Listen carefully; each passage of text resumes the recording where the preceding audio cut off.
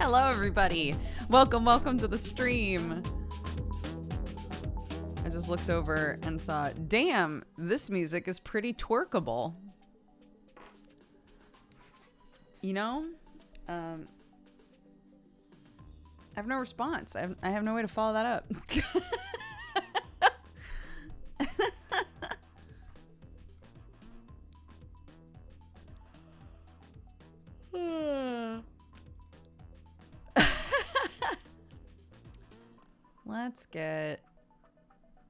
Let's do some chill stuff.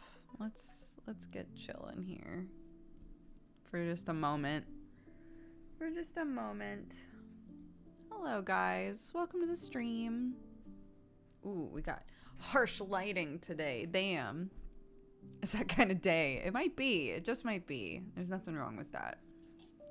How are we? Are we all good?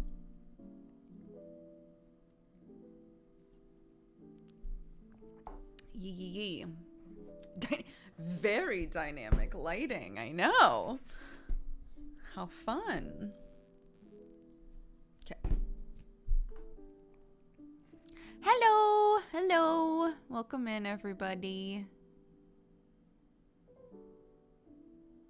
Been a long day, but productive. That's nice, at least. To be able to look at a long day and be like, I got shit done, at least.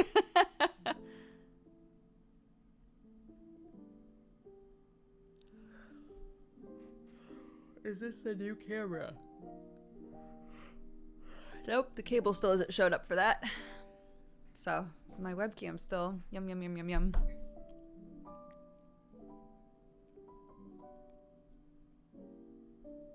I know. So basically, for any of you who have never had to like try to use a regular camera as your webcam, the big hurdle, and it's not even that big of a hurdle, but the biggest hurdle to deal with is that, you know, you can't just use the camera battery, right? Because the battery doesn't last as long as a stream typically. So you need some sort of a cable that just constantly shoots power into the camera. Most cameras nowadays don't come with that. So you have to buy that separately. So fortunately, Sam already knew which cable we needed for these cameras because we've got the same camera. However, he bought it and it said it was delivered and it's never shown up. And he's now rebought it, but it has not shown up. So we're like, where is she? Where is she? We'll see. But hey, in the end, we might wind up with an extra cable. And that ain't bad. Nothing wrong with that, you know?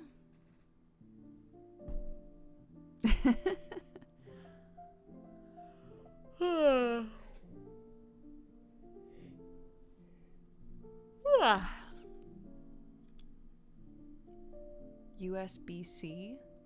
What do you mean? Are you asking if that's the cable that we need? No.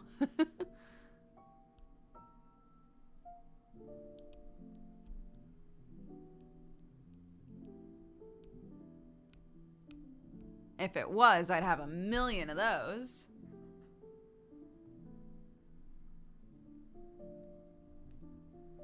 This one nail. Not to come on here and complain yet again about nail polish, but these 2 nails. The rest of them gave up the ghost. These 2, they're holding on for dear life, dude. I really need to get... I bought like a whole set of like reusable bamboo pad thingies, right? Where the fuck have they gone? To be fair, you throw those shits in the wash and they're like this big, right? So of all of the things in this house to potentially lose, they seem like a pretty good candidate for that. However, I have, I think, one that I consistently see. So Kidnapped by a toddler? I don't think so. I think just kidnapped in the same way that socks sometimes get kidnapped, you know?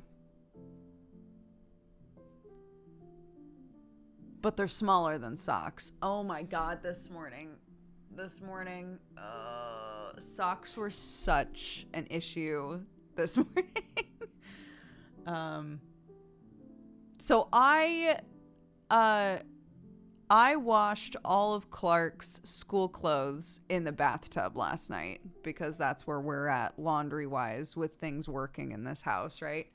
I go to the laundromat once a week and do a bunch of shit, but like I wasn't able to go over the weekend or anything, so we just had a bunch of Clark's school clothes that needed to get washed. So literally I washed everything in the bathtub, and then set it on a rack to dry and put it next to the radiator, and I was like, surely this will be fine.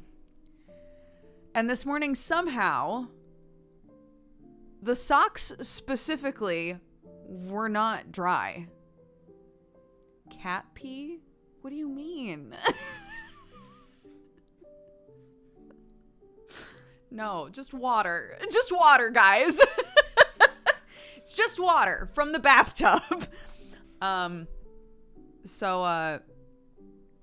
Yeah, the socks were still drying. Her cardigans were still drying. Unfortunate, but everything else was fine. Everything else was dry. So I had said to Sam, either you can or I can, I don't care.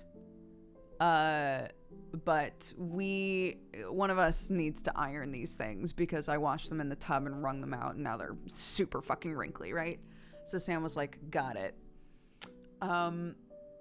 So I've already sort of ruined the punchline here, but basically Clark came in to my bedroom fully dressed and was like, Mommy, it's time to get up. It's time for us to get ready for school. And I was like, number one, she's dressed in like totally normal clothes, not her school clothes. And I was like, oh, you look extremely cute, honey.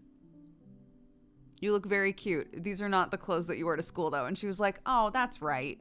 I think she got confused about the difference between, like, big school and preschool. You know? She was like, oh, shoot. Right. Of course I can't. And I thought to myself, oh, my God. If it's time to go and nothing's ironed yet, I have to get up now and iron it, right? So I leap out of bed, set everything up. I'm testing everything. I'm like, okay, it's almost all of it is dry. That's great.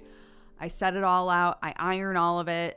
This whole time I'm thinking to myself, Sam didn't iron, but also didn't wake me up to iron. So like, what the fuck, man? Right?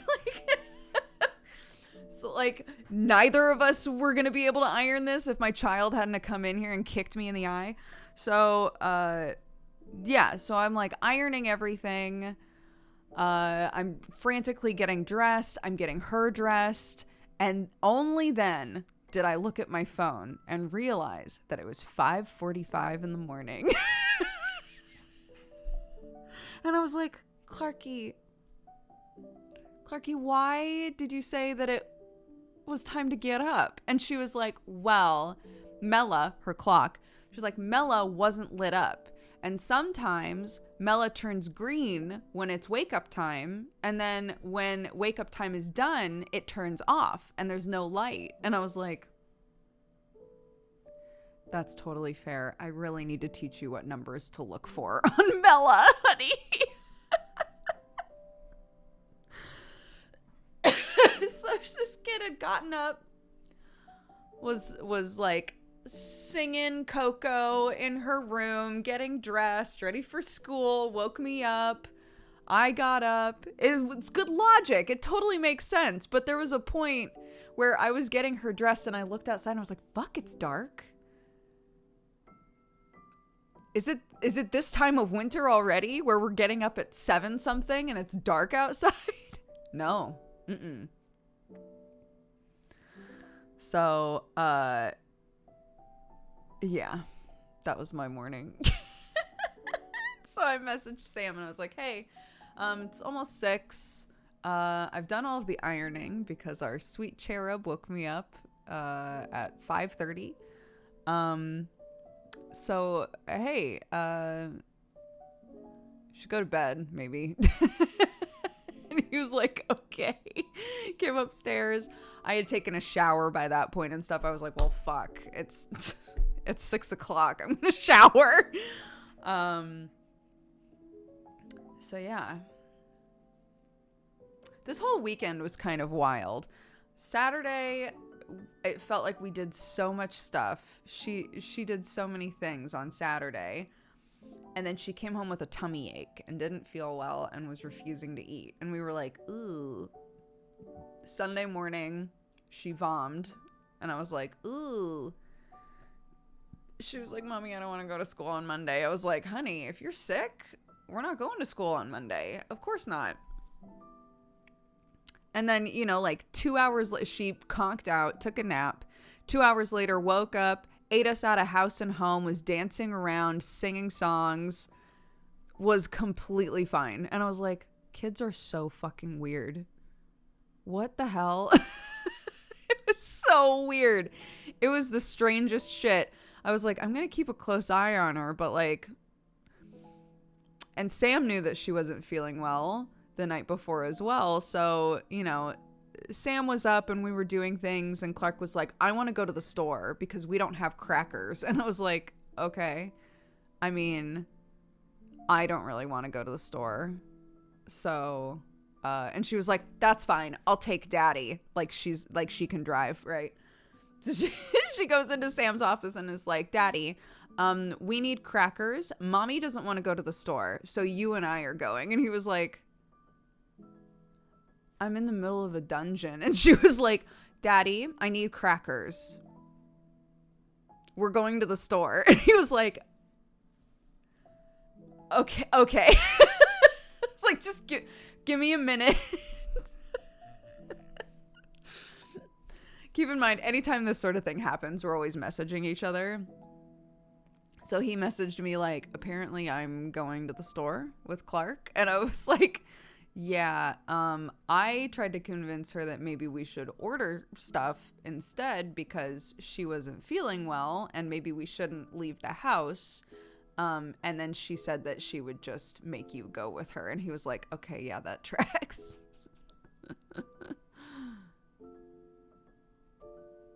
But wow, yeah. I'm actually really proud of Sam because Sam's the sort of person who can very easily get like kind of caught up in the whirlwind of like a group activity, right? And made like a really healthy choice for himself mentally at a certain point in this whole WoW thing and was like, I'm just gonna play and when I'm able to play and I'm not gonna stress about it because if I'm just like sitting there for hours at a time playing WoW and also trying to stream and also trying to be a dad and also trying to be a husband, it's gonna kill me. So I'm just gonna play when I'm able to play and not worry about it. I was like, I'm so proud of you.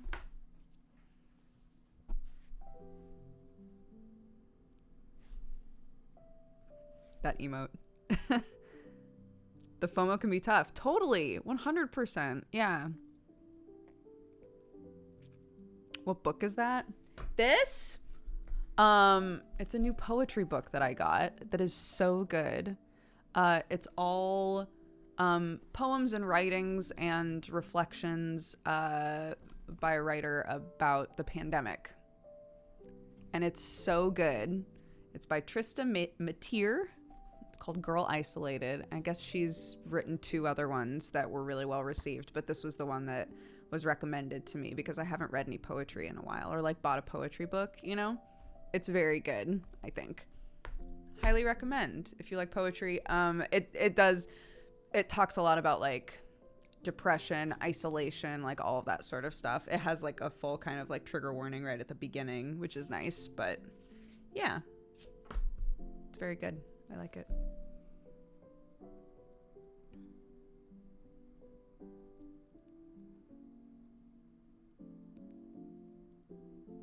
Sam can have a one-track mind. You need to make him take more rest. I'm not his mom. I am his wife. I can do what I can, you know. But at the end of the day, Sam is doing a lot of work on himself, on how to make those choices for himself. So this is a win, is the point.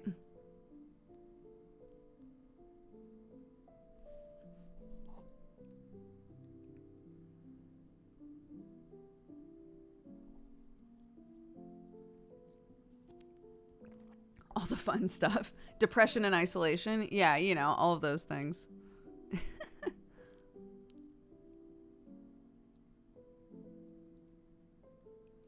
I recently quit Lost Ark right before a big content update. I wanted to play, but the game was consuming everything I did, and I'm pretty proud of that. I'm proud of you.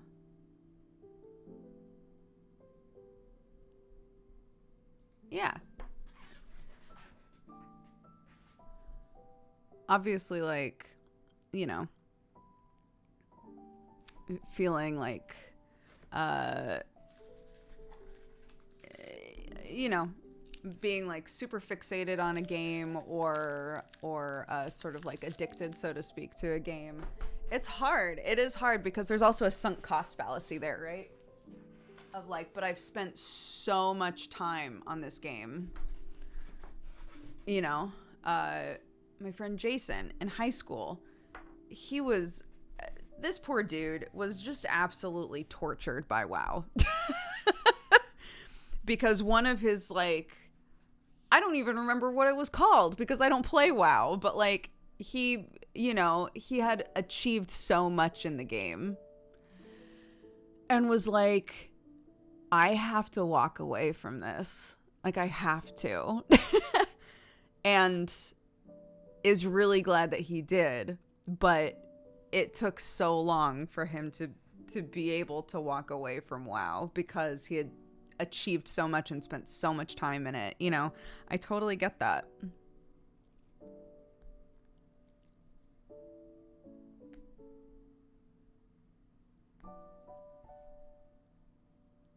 The core of the game is super fun, but trying to quit is super hard. Yeah.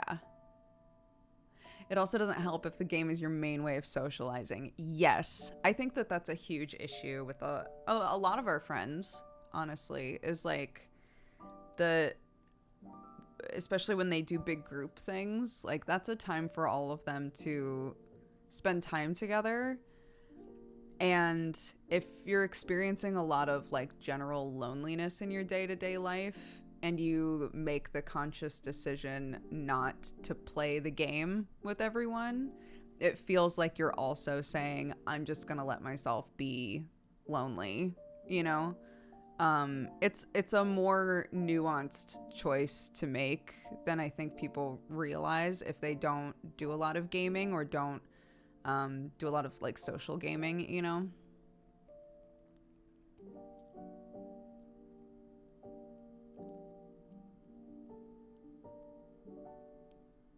But yeah.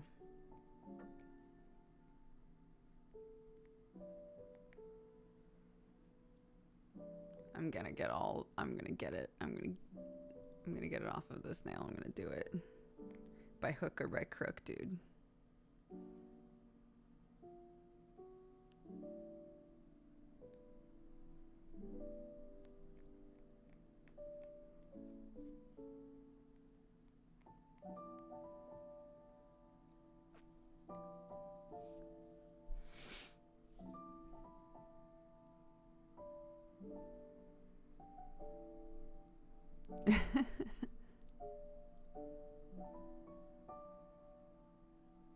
Yeah. Oh, absolutely. I think that's totally true. If not for deciding like, okay, Thierry, every week we're going to play this MMO together. It's going to be like our game to play together. It's become like a way for Thierry and I to keep up with each other, you know? Because Thierry's my cousin, for any of you who don't watch, super cousin time. Thierry and I were super close when we were kids. And then in like Middle school, high school, we started to drift apart. In high school, solidly, we didn't really talk to each other at all. Very normal, right? That's like super normal for kids and family members, cousins, whatever, to drift apart from each other. It's totally normal. But we did miss each other. We know that now because we've talked about it. But we were just in different worlds, dude, and going through totally different stuff as people, you know. Didn't talk for years. And then at a certain point, she reached out to me. She got my contact info, I think, because our moms started hanging out. This is when our moms started spending more time together and became like best friends. So she got my contact information through my mom, and messaged me and was just basically like, hey, you know, it's been forever. You know, I just want you to know that I really miss you. And I'm sorry that we haven't talked in so long. But I would love for us to like reconnect, basically. And I just wrote back like, I feel exactly the same. It's been way too long. I would love for us to chat. And that was that. And now, you know, we're able to like spend time together every week, which is super cool.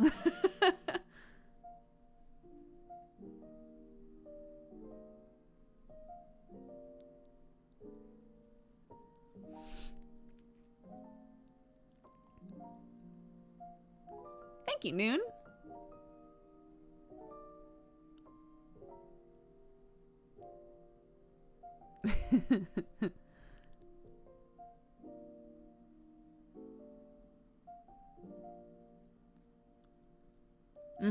Doing stuff in moderation can be super difficult, especially with games that are designed to keep you playing. Yeah.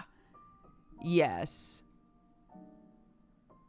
There are so many things working against you now. If you're like, I want to have, you know, I love games. I want to play games. But I also want to nurture like these other aspects of my life, right? Games are designed to make you come back to them, right? A lot of these games that consistently update or have reasons to like play them every day, they are engineered to encourage you to come back all the time. And it makes it so difficult. Social media is that way too. It's also designed to just keep you on the app. And unfortunately, like, knowing that, I think a lot of us know that, but knowing that doesn't necessarily mean that it doesn't work, or that it doesn't keep working. The awareness is good, but, you know, it doesn't mean that it stops being effective, so...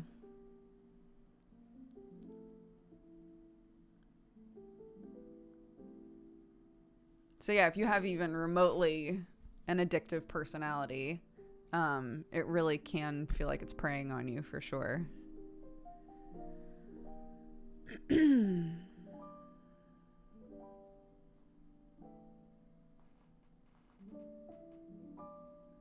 missing the Final Fantasy XIV moon in the background. You were one of the few who got it working. Oh, surely I wasn't one of the only people that got it working. Surely not.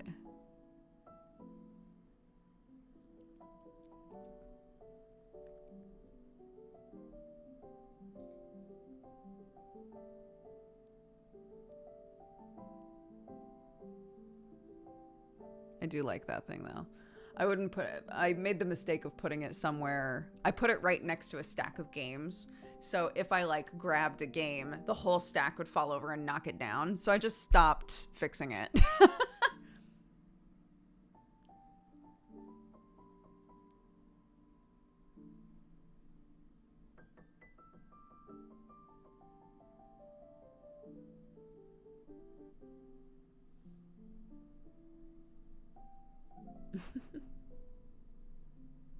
My cat wouldn't allow that to exist.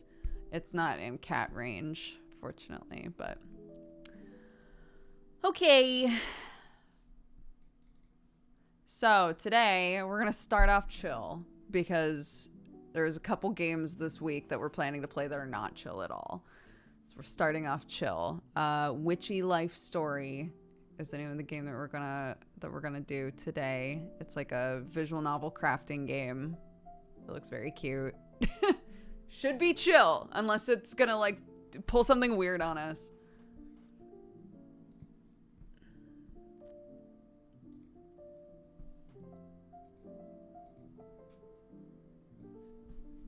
Here we go. Beep.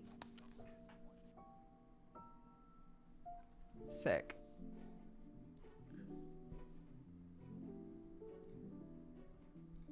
Oh, overlapping music.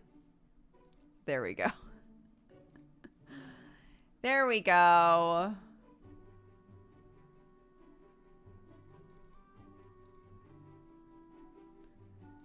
Okay, there it is. Beep.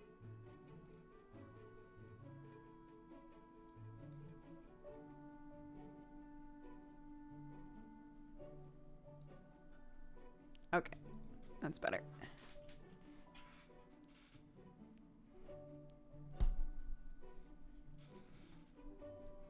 No, it's the name of the game. Hi, Sherlock. Oh, you're so warm! Every time Sherlock sits in the window, dude, it's a delight.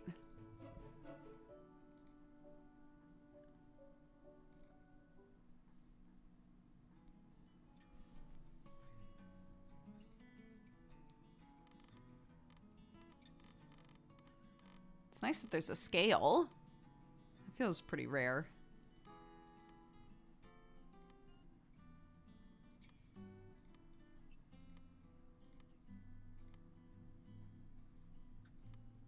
Hold up. Oh.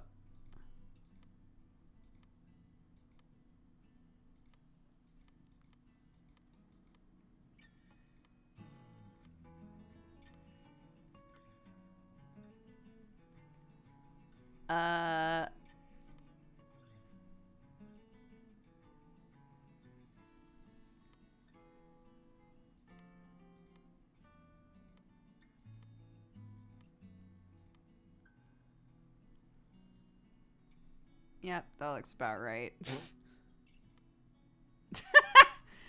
Woo!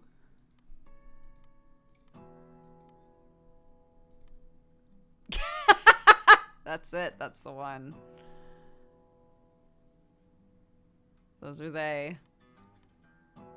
Yep. Good.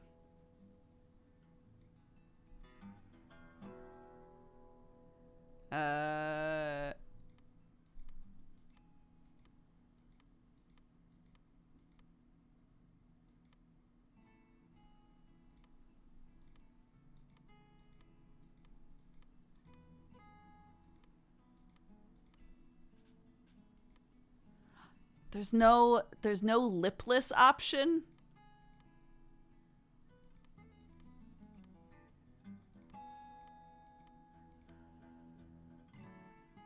Sure.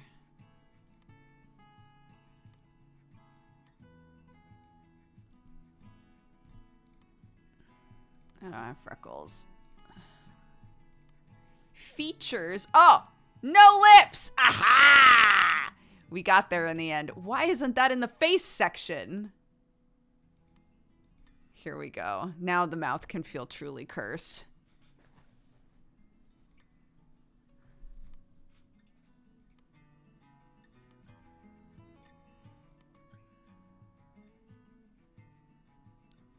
Sure.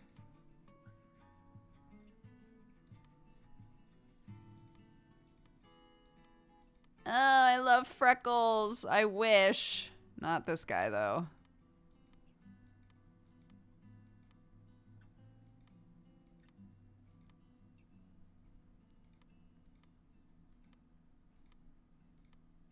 Glitter? Absolutely. What?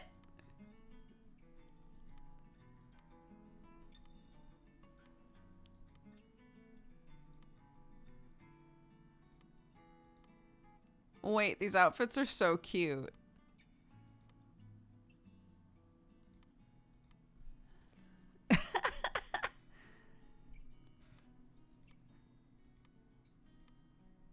can't just wear jeans and the t-shirt. Oh, bye Sherlock, love you. Ugh. Oh yeah. Hold up. Beep. Hello. I'm the wrong Duger. There we go. Spooky Dugers only. Yeah, this game says, no, you will not wear fast fashion.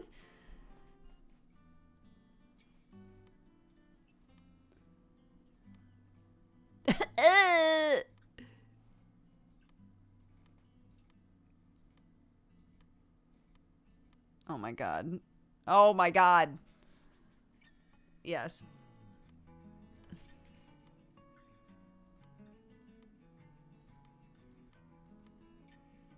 I'm trying to look cursed over here and they just want me to look cute.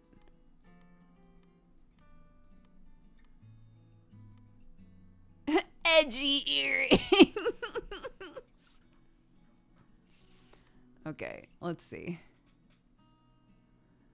Possibly this. I feel like I could rock this. Possibly this. Honestly, this is a good vibe. I kind of like this. Let's go with that. Okay, how am I feeling about my eyes now?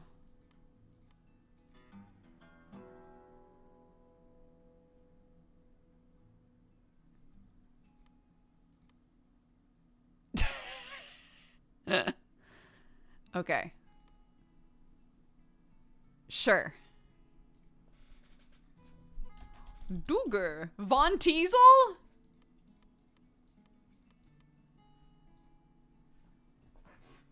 Here we go. I'm really curious how they incorporate pronouns that are like, instead of going with she, her, if you say she, they, does it alternate? I'm really curious about this. We're still in just chatting. Fuck.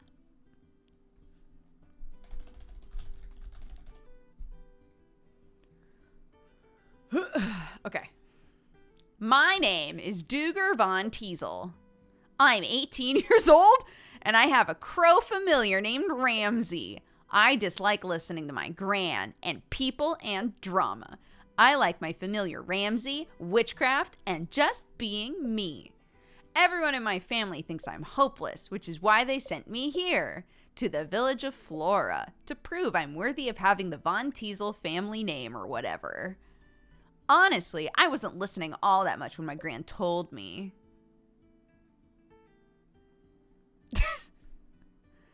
Welp, I think this is it. Yeah, the village is pretty small. Do people actually live here?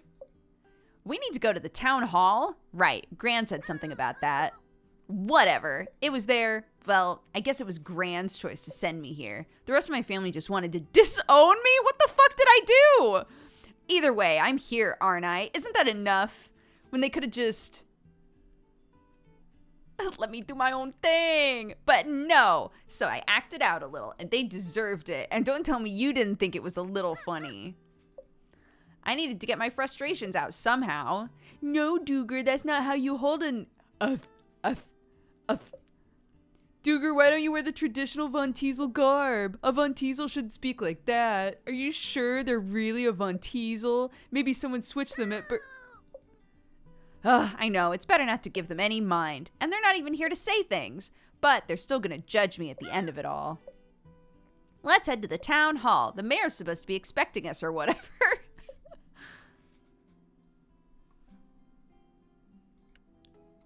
I think this is it. No, you knock. You don't have hands? Use your beak. Hello, I'm Ruth, the mayor of Flora. Can I help you? The mayor! Well, I'm Duger Von Teasel. Duger, yes. Von Teasel, yes? Is Margie with you? Margie? Marjoram Von Teasel? Oh, my gran. No. I see. Will Marjoram be joining you later? No. I see. What the fuck is with this interaction? Gran, Marjoram said you'd be expecting us. Well, we were expecting a Von Teasel, but truth be told, we were expecting the letter. Oh, that's right. My gran said to give this to you. You take a letter from your pocket and hand it to Ruth. Ruth opens it and starts to read. You notice her face growing more and more. I see. I asked Margie if she could help us with our harvest festival during a critical time, and Margie sends me her grandchild, who needs to prove she's worthy of training. Ruth, was it? Are you okay?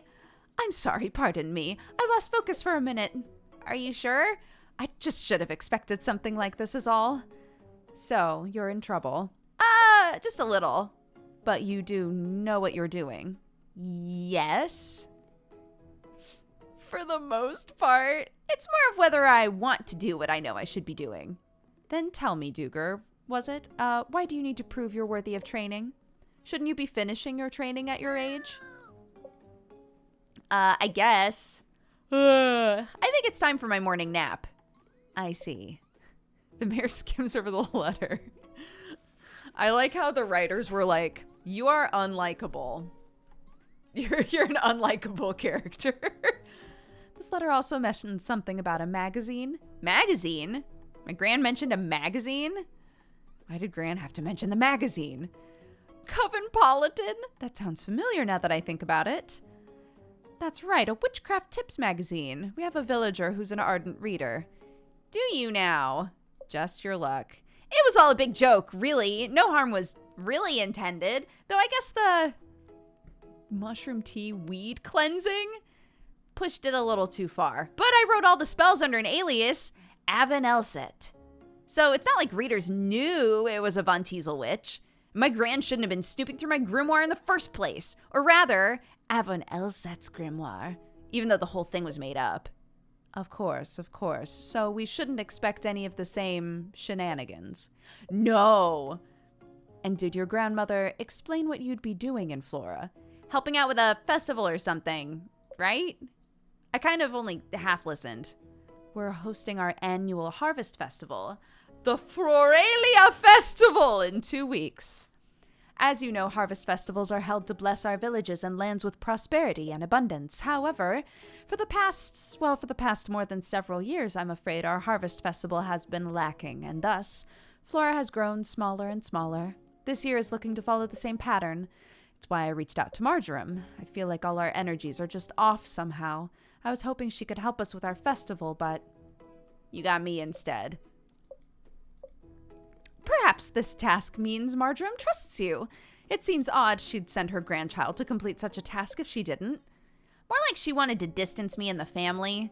Sometimes space is just the thing we need. Either way, I suppose we'll just have to make do. How about I show you around and introduce you to some of the villagers? All right. You, Ruth, and Ramsey make your way down the hall. Ruth knocks on an office door. Come in! Hello, Mel. This is Duger, the witch who will be helping us with the festival. Oh my goodness, hello! You look around at Mel's office. You notice all the candles, incense, charms, and magazines. She must be the ardent reader. You must be skilled in aging magic. You look so young. That's because she is. It's my friend's grandchild. Oh, I see. Mel is my second in command. She's been a big help coordinating everything for the festival these past years. Yep, and this year is gonna be the best. Oh, I just remembered I have a meeting to go to. If I run, I should still make it on time. Mel, it's right down the... Mel runs out the door before you can say anything. Well, she's got a lot of energy. That she does. I suppose we should go ahead and make our way around the village. Lead the way. Everyone's so fashionable here. I know. Uh-oh, look at all these peeps. Okay, where are we going? Eeny, meeny, pepsidini, ba, boobalini, acha, pacha, liberacha, I love you. Great. This is the art studio. My granddaughter, Nisha, should be around here somewhere. Aw, what the heck? I've got to clean up your mess again. Nisha, is everything okay? Yeah, I just accidentally knocked over some paints is all. Who are you? Nisha, that's not very polite. I'm Duger. I'm your witch for the next 2 weeks. 2 weeks? God, this game goes fast. Were we expecting someone older? Duger is my friend's grandchild, a witch in training. A witch in training? Don't we need a witch out of training? It'll be fine. Duker is a Von Teasel after all. Uh-huh. Well, we should continue with our introductions. Sure, see you around. Bye. You turn around and whisper to Ramsey. I get the feeling she doesn't like us very much. Eeny, meeny, pepsidini, ba, boobalini, atcha patcha, liberacha, I love you. You walk to the town square. It's in a state of disarray. This is where we hold the Floralia Festival. I know it looks a little chaotic, but it will come together, I'm sure. Jonas can be pretty dependable. Can be. Jonas, are you around? Hey, Ruth. Whoa, is that a crow? Did you, befriend a crow or something? Ramsey's my familiar. Familiar? Is that what they call pets these days? Ruth says, Duker is a witch. Oh. Jonas steps back a little. What's his deal? Our usual builder injured himself the other week, so Jonas is taking over in his place. Yeah, tomorrow's my first full day in charge. And how are things going? Good, I think. Everything should be in tip-top shape by the festival. Oh, good, good. Well, we'll be on our way. Nice meeting you. Nice meeting you too? Jonas walks away at a brisk pace. Eeny, meeny, pepsidini, ba, boobalini, atcha patcha, liberacha, I love you. The bank! That's right, we do have a store in Flora. Somehow I always forget about this store. How do you forget about a village's single store? You should be able to buy some spell materials here. You approach the shop and try to open the door, but it doesn't budge. In fact, the store looks empty. Maybe you should try coming back tomorrow. Yes, tomorrow. Okay. I would love if that store is never open. Eeny, meeny, pepsidini, ba, boobalini, atcha patcha, liberacha, I love you. This is my home. Let's see if anyone's here. You walk into the home and hear someone playing the guitar. Oh, that must be Devin. Devin, can you come here for a moment? Sure, Ruth. Wow, this person looks uncomfortable. Maybe we came at a bad time. Devin, this is Duker, the witch I mentioned. Hi. Devin is friends with my granddaughter, Nisha. They'll be writing the music for our festival. Great. I think it'll be wonderful. God, this game really leans into, uncomfortable conversations. I think it'll be wonderful. Well, we should let Devin get back to work. Nice meeting you. Uh-huh.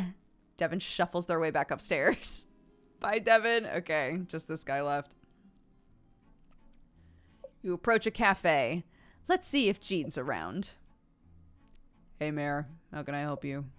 Oh, we're just stopping by. This is Duger the witch helping us out for the festival. Mm-hmm. Have you met Mel? Yeah. Hmm. Jean and Mel are married. Oh, really? I mean, oh, that's nice. Well, we'll be on our way. I just wanted to give a quick introduction. Bye. Jean walks off and tends to a customer. Jean can be quiet, but he's a wonderful baker. Make sure to stop by for a treat sometime. Oh, I do love treats. You slow down and put some distance between you and Ruth. Psst, Ramsey. Do you get the feeling people here don't like witchcraft? Ruth turns around. There you are. I thought I had lost you. Think it's time I show you to your home. It's the one with the garden, just this way. This one? Home. You walk into a small cottage. Wow, it seems perfectly in order. Our previous witch used to live here. I love how often these games, they have a designated witch house.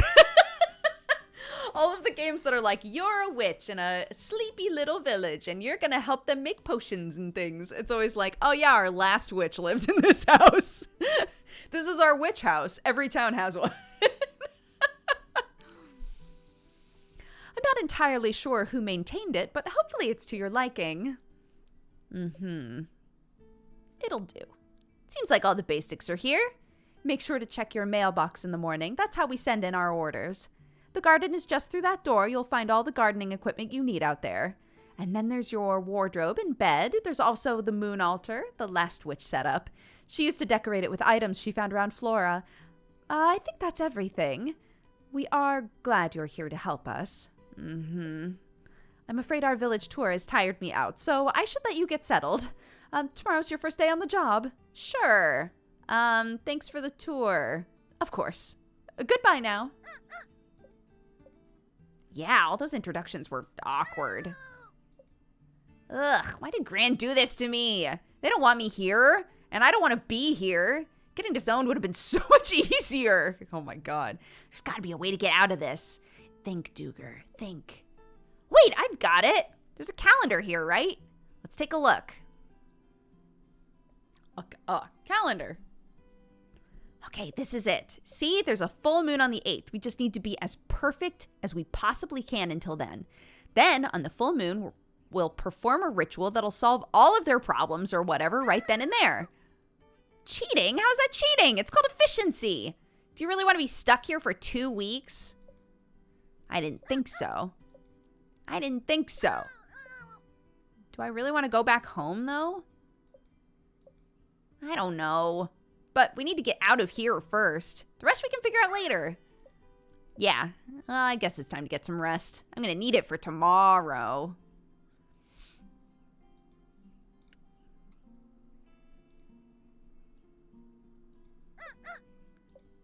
But I want to look at everything now. I guess getting some rest is a good idea. What? Come on, game. What is this, Persona?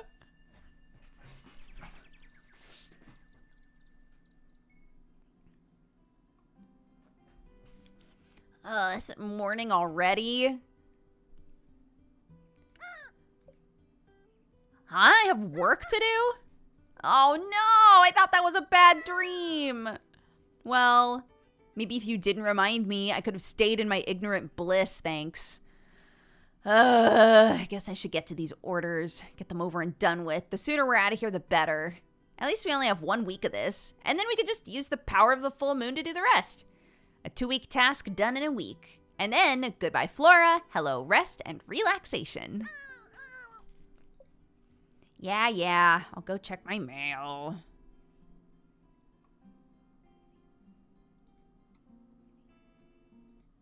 Oh.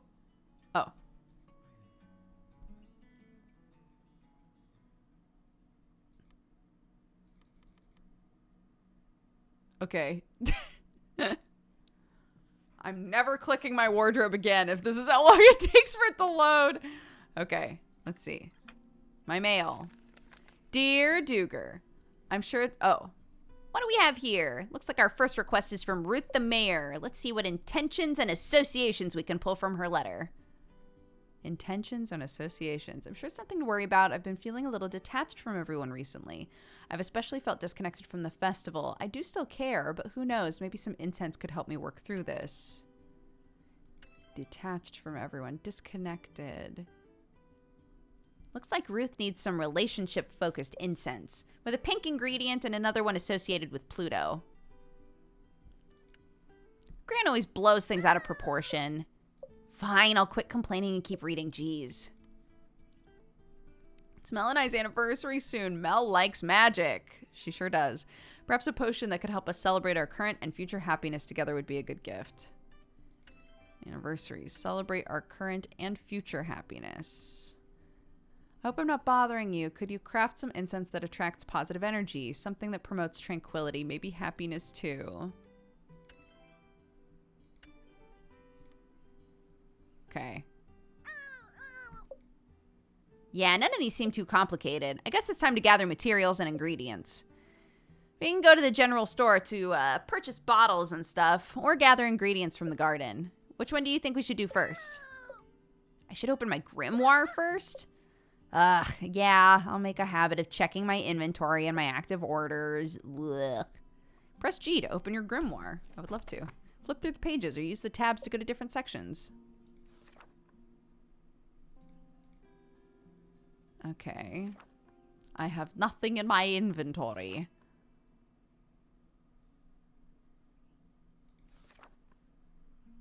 Okay.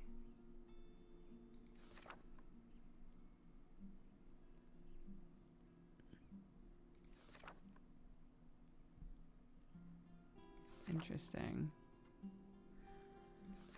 So you go to the villagers. Incense for figuring out her feelings. I guess that's not technically healing. Incense this, maybe?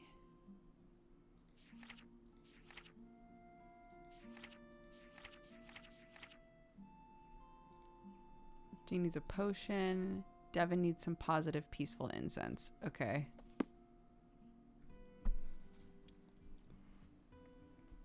So now we go to the garden or the village shop, right? Through the door we go. My bird's cute. Am I forgetting anything? Your treat? Okay, okay. Now that's enough for today. I got an achievement for feeding my crow. Grant says too many treats are bad for your beak. Oh, he's sad. Wow, this is a fancy altar. I'm totally gonna decorate this thing. Looks like there's a spot for my tarot deck too. That's perfect.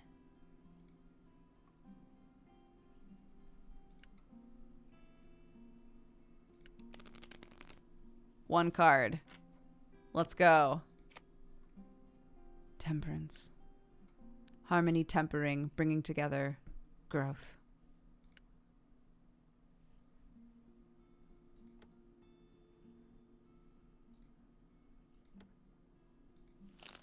Oh, cute. Oh, I can change the flowers. That's very cute.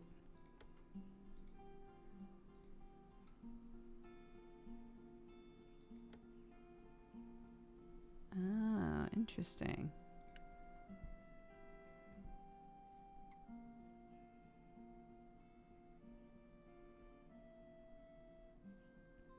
Check Dodger's latest schedule. This command will ensure there's pressure to make new schedules each week.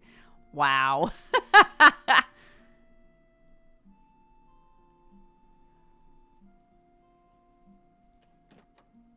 Guarded.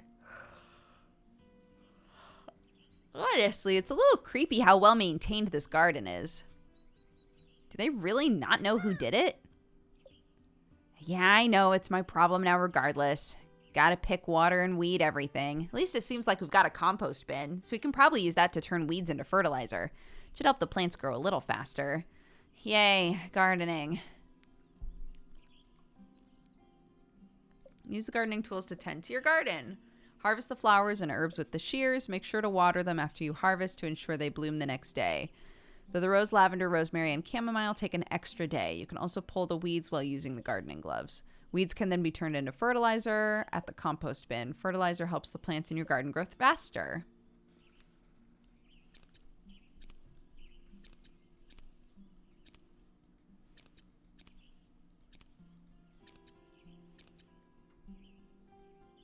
Oh.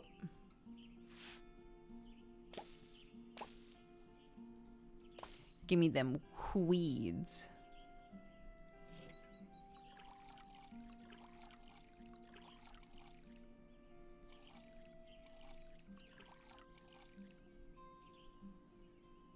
Okay. Oh my god, there's so many.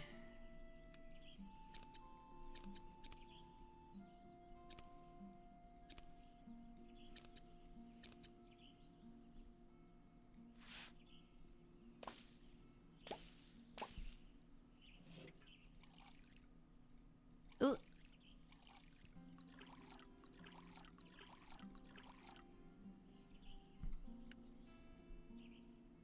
2, 3.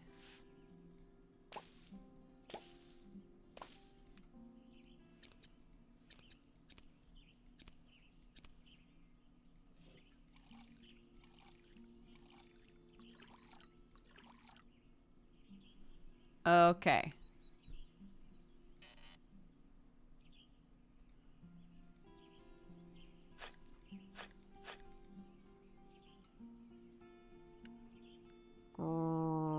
Great.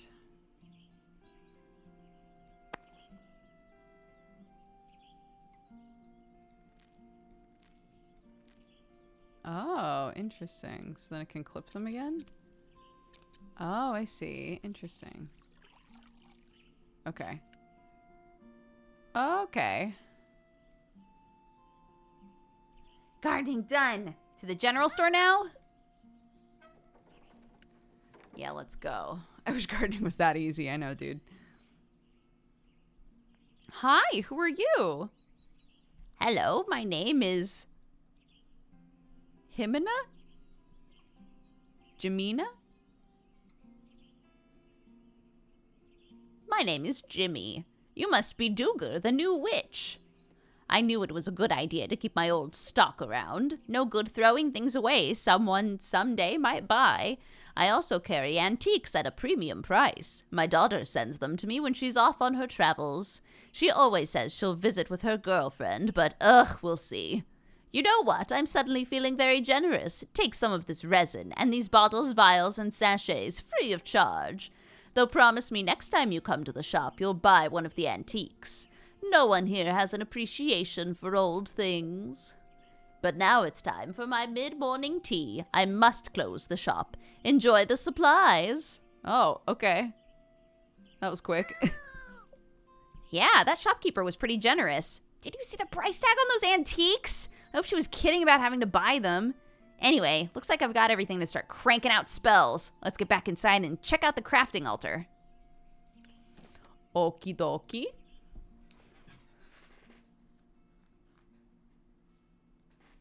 Himina? Mid-morning tea. Yeah.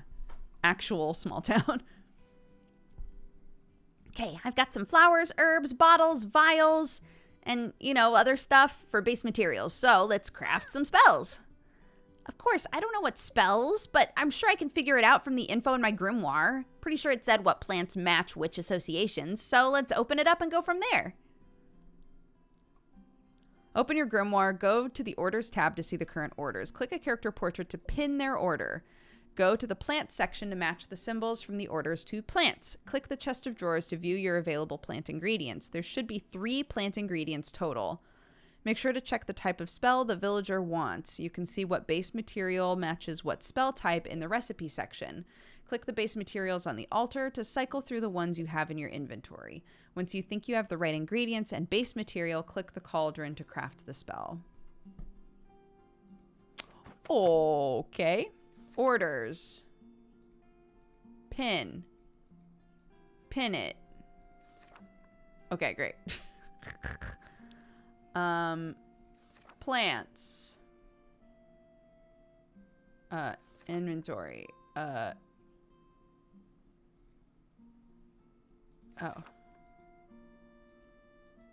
Rows. From the inventory? Rows? Uh-oh. Okay, maybe I have to choose a recipe first. So, she needs incense to figure out her feelings. So I'm going to say that's love. And it's this incense, maybe.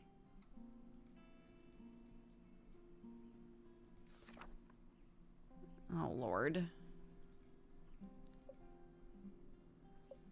Click a character to pin their order. Go to the plants section. Match the symbols from the orders to the plants.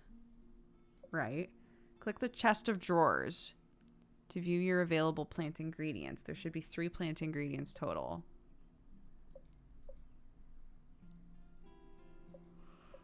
Put the base materials on the altar to cycle through the ones you have. Once you think you have the right ingredients and base material, click the cauldron to craft the spell. Is this the only thing I can pin, though? Oh. Oh, okay. Okay. Okay. All right. Rose.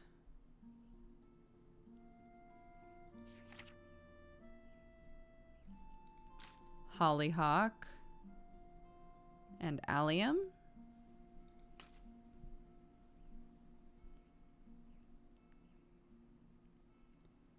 Okay, and then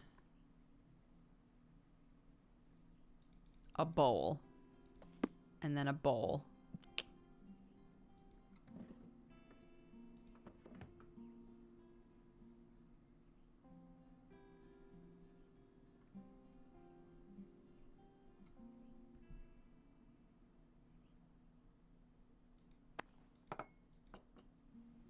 Okay.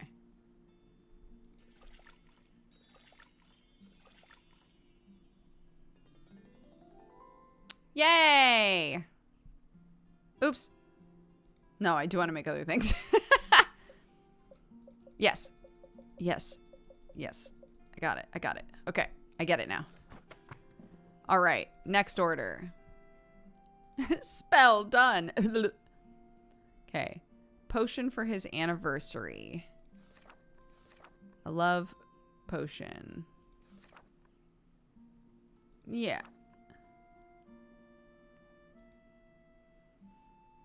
So,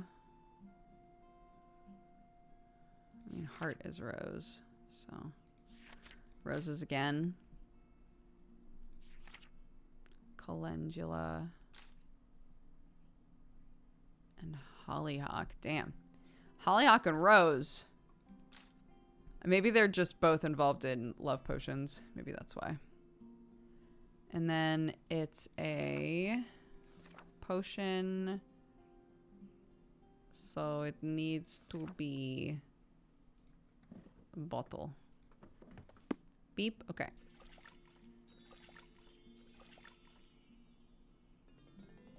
Happy love potion. Very cute. Okay, and then you were the last one. Devin needs positive, peaceful incense.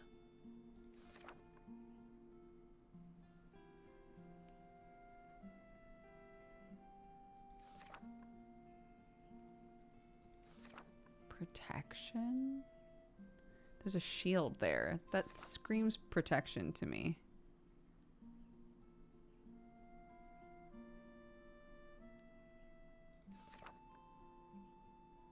Rosemary.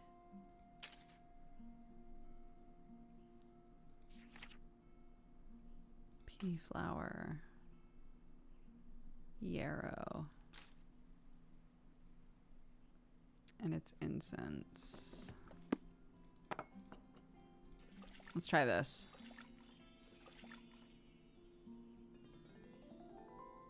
Blessing incense?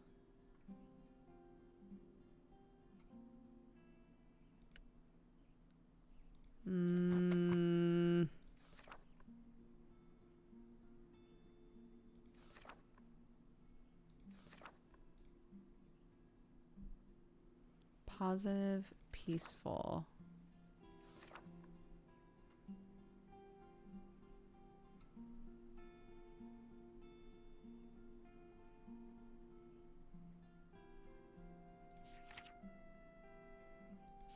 I guess, like, I don't need...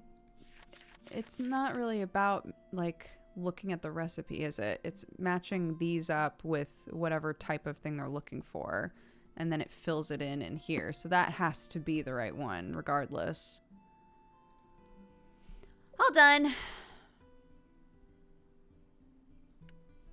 Then everyone will be super impressed. My gran will realize I'm a genius. Hey now, a witch is allowed to dream. Let's just get this done. Ready to head out? Wait, you're not coming with me? I have to do this on my own? Please, Ramsey, don't make me do it. What if I give you a tasty bug treat later? I know they're your favorite. Ugh, fine, be that way. See if I ever help you again with a situation you loathe.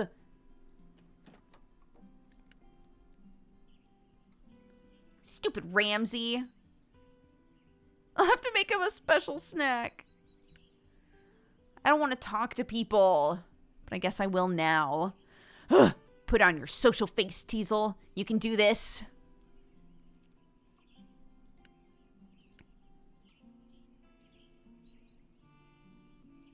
First delivery, Duger?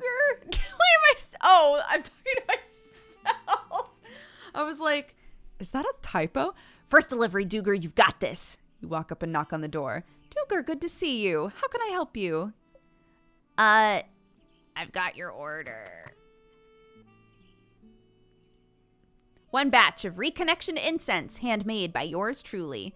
Wonderful, how exciting. These should help me get back into the swing of things. Are you not excited about the festival? Oh, I wouldn't say that. It's just been hard to motivate myself recently. Perhaps my old age is finally catching up to me. How long have you been the mayor of Flora?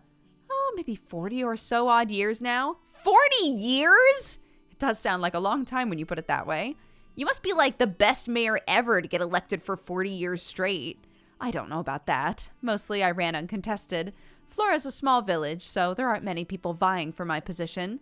Though I suppose Flora hasn't always been small. So much has changed over the years, especially the festival. Perhaps not for the better.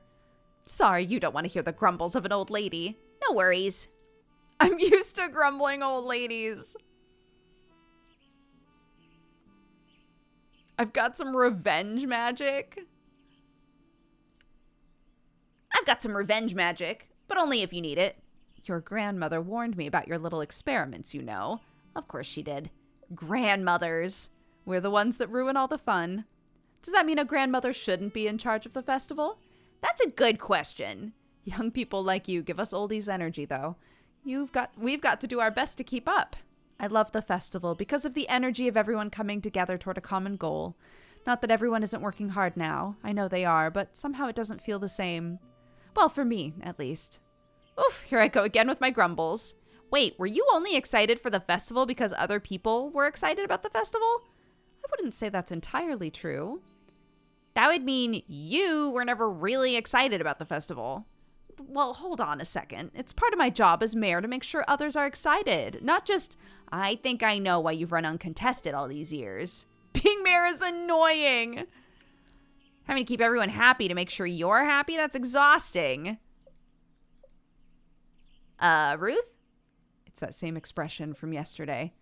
Did you lose focus again? What? Greetings, Duger. Are you excited about the festival? It's just around the corner, you know, and there's still so much to get done.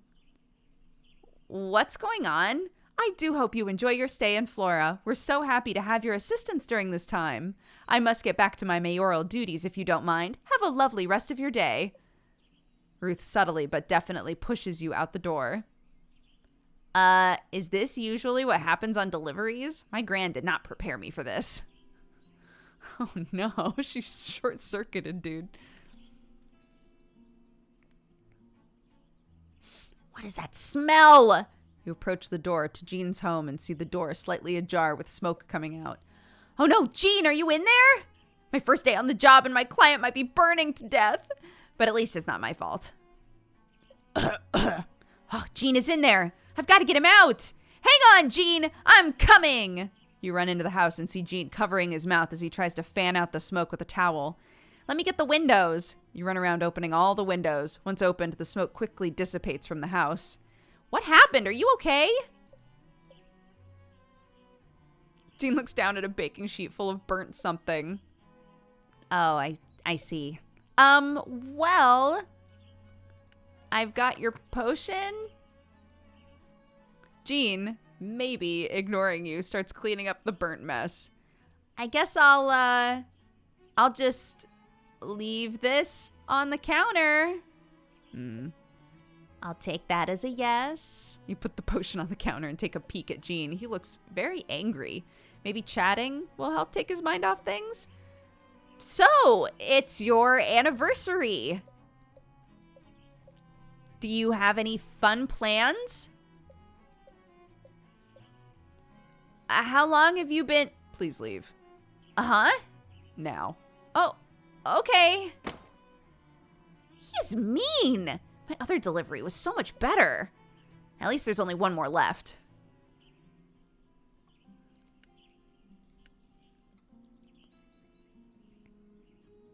You arrive at Ruth and Nisha's home, hoping to catch Devin. They seemed pretty nervous the last time you met. You should probably do your best not to make any sudden movements. Hi, Duger, right? Are you here to deliver the spell? Yep. Just let me find it.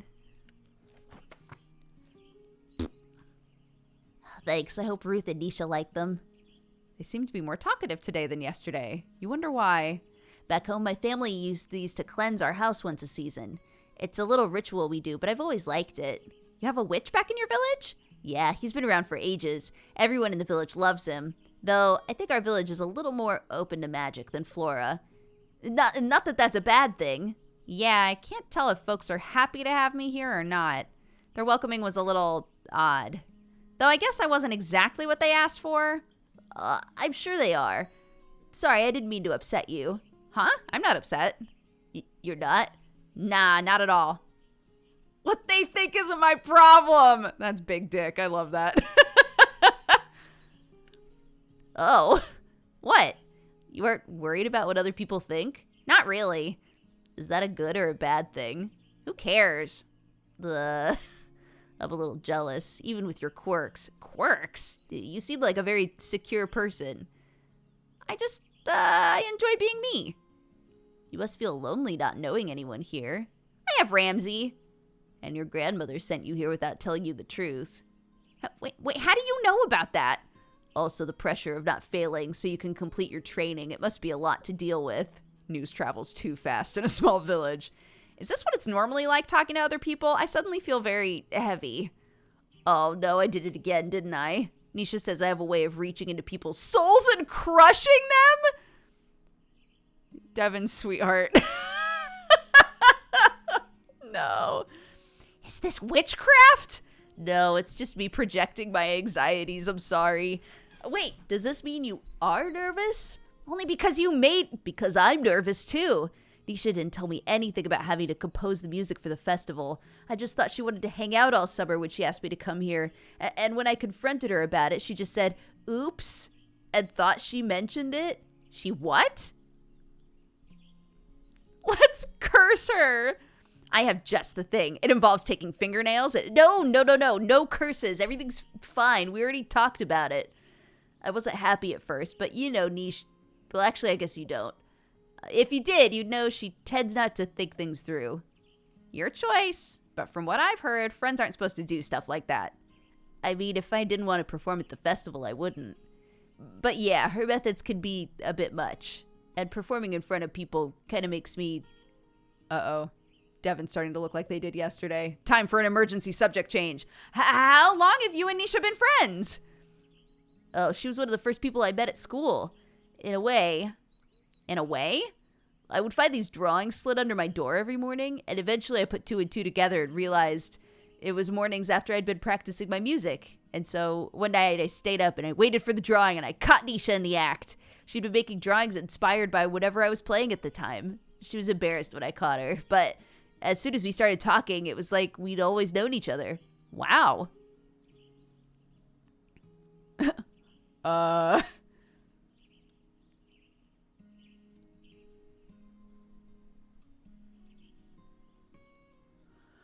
What would this idiot say? What would this dum-dum say?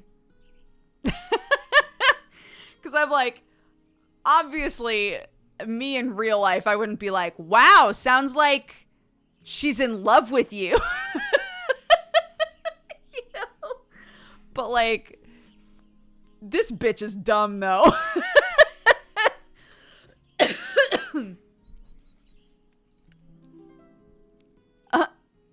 That's like almost romantic. Yeah, it kind of is. I guess anything that feels like fate is. Maybe both of us being here in Flora right now is also fate. Oh no, this is awkward. Time for another emergency change of subject. I don't have friends! That was not an emergency change of subject. Wait, like none? That explains a lot. That's fine, though. I'm not great at making friends either. Honestly, I think it's pretty hard. Opening up to people, putting yourself out there. Maybe us nobodies of Flora should stick together. You know, I'm usually not this forward with people, but I think I'm feeling pretty good about this. Okay. Does that mean we're friends? Oh, wait, was that me? Does that mean we're friends? I would say so. We're friends now. Yeah, we're friends now. I'll let you get back to work. I'm sure you have lots to do. Bye, friend. Bye. A new friend? That isn't a familiar? Thank the triple goddess that was the last delivery. I can't tell if my heart is fluttering or pounding, which means I get to go home. I think I'm ready for a nap.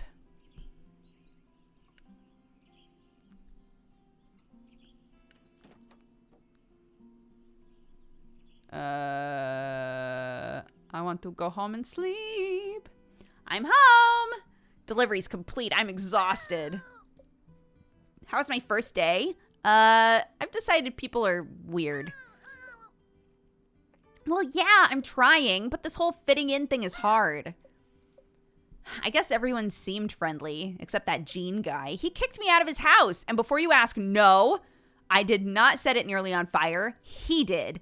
I actually tried to save him, thanks, but I guess Devin and I are friends now because they also don't have friends, or at least not many, and the mayor seems a little off. I don't know. It's been a weird day.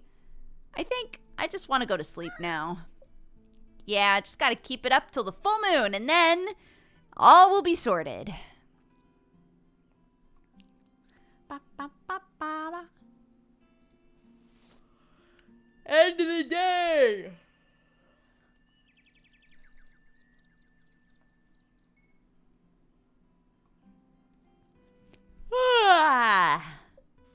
It's morning again?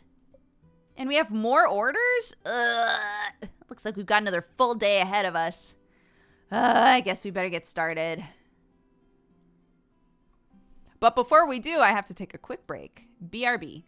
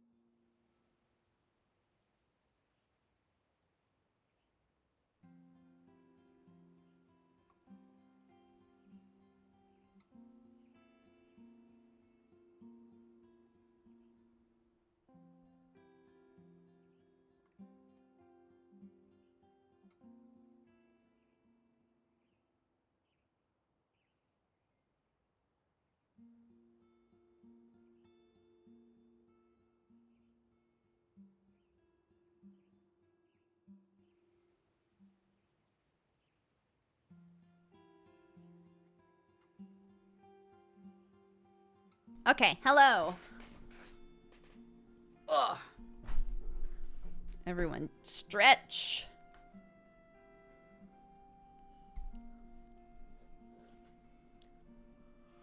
Okay. All right. What do we got? This is my first time writing to a real witch. So exciting. Anyway, I'm dealing with a stubborn supplier who won't give me what I need. Do you have a charm to change my circumstances? My stomach is in knots. I'm so nervous about this whole being in charge thing. How do I tell people what to do? Are they even going to like me? Do you have a potion for that?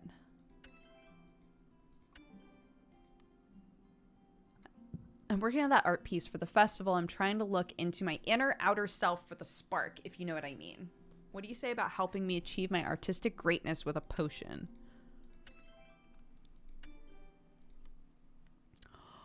Okay. Let's go in the garden. Oh, I can't even...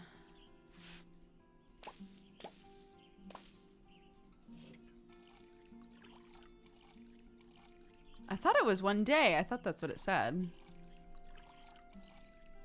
Maybe it takes more than one day. One day more. Oh, all this stuff comes back. Okay, maybe it's just all the stuff in the front.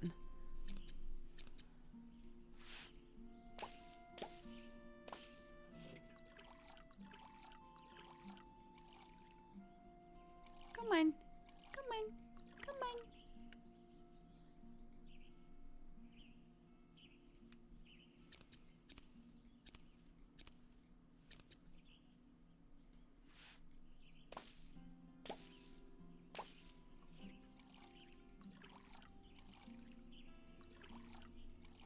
Okay.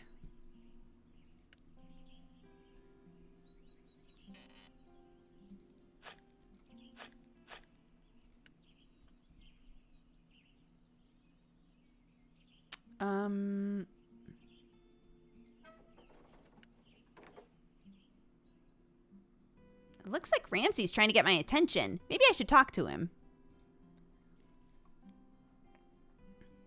You got something for me? But only if I give you a treat first. Okay. Whoa, a rose quartz. Where did you find this? It's a secret, and there's lots more where that came from. Okay, let's make a deal then. If I give you treats, you find me crystals, okay? Yay, shiny things. When you find more of these, let me know. Crystals are always useful for witchcraft. I got an achievo called First Crystal Noise. Okie dokie artichoke.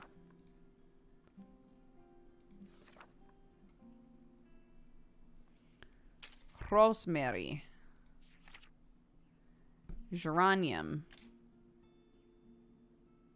Calengia. And she wants a charm.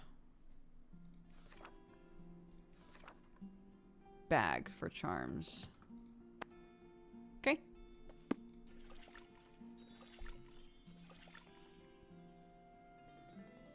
The overcome charm. All right.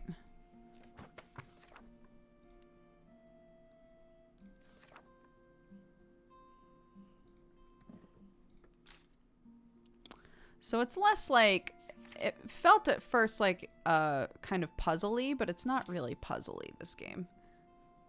That's a potion. It's a bit more straightforward than I thought it was. Leadership potion. Okay.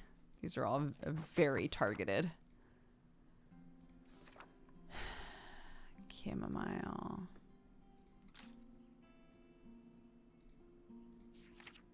Yarrow. Calendula. Yes, ma'am. What's up? A potion.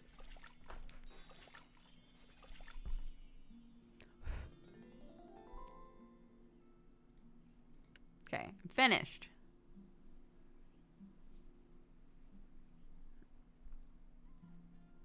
Yes, ma'am. Hi. Mwah. Okay, shall we pull our card for the day?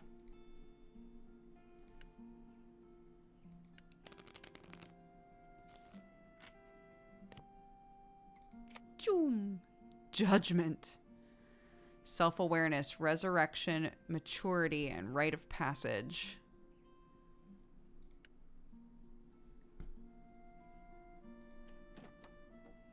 All right, let's deliver shit. Hi. Mwah. Wasn't Dodger going to take the week off? Yeah, so Sam and I were looking at sort of our schedules and stuff, and I think it might sound unintuitive, but I think we're going to take next Wednesday through the following Wednesday off.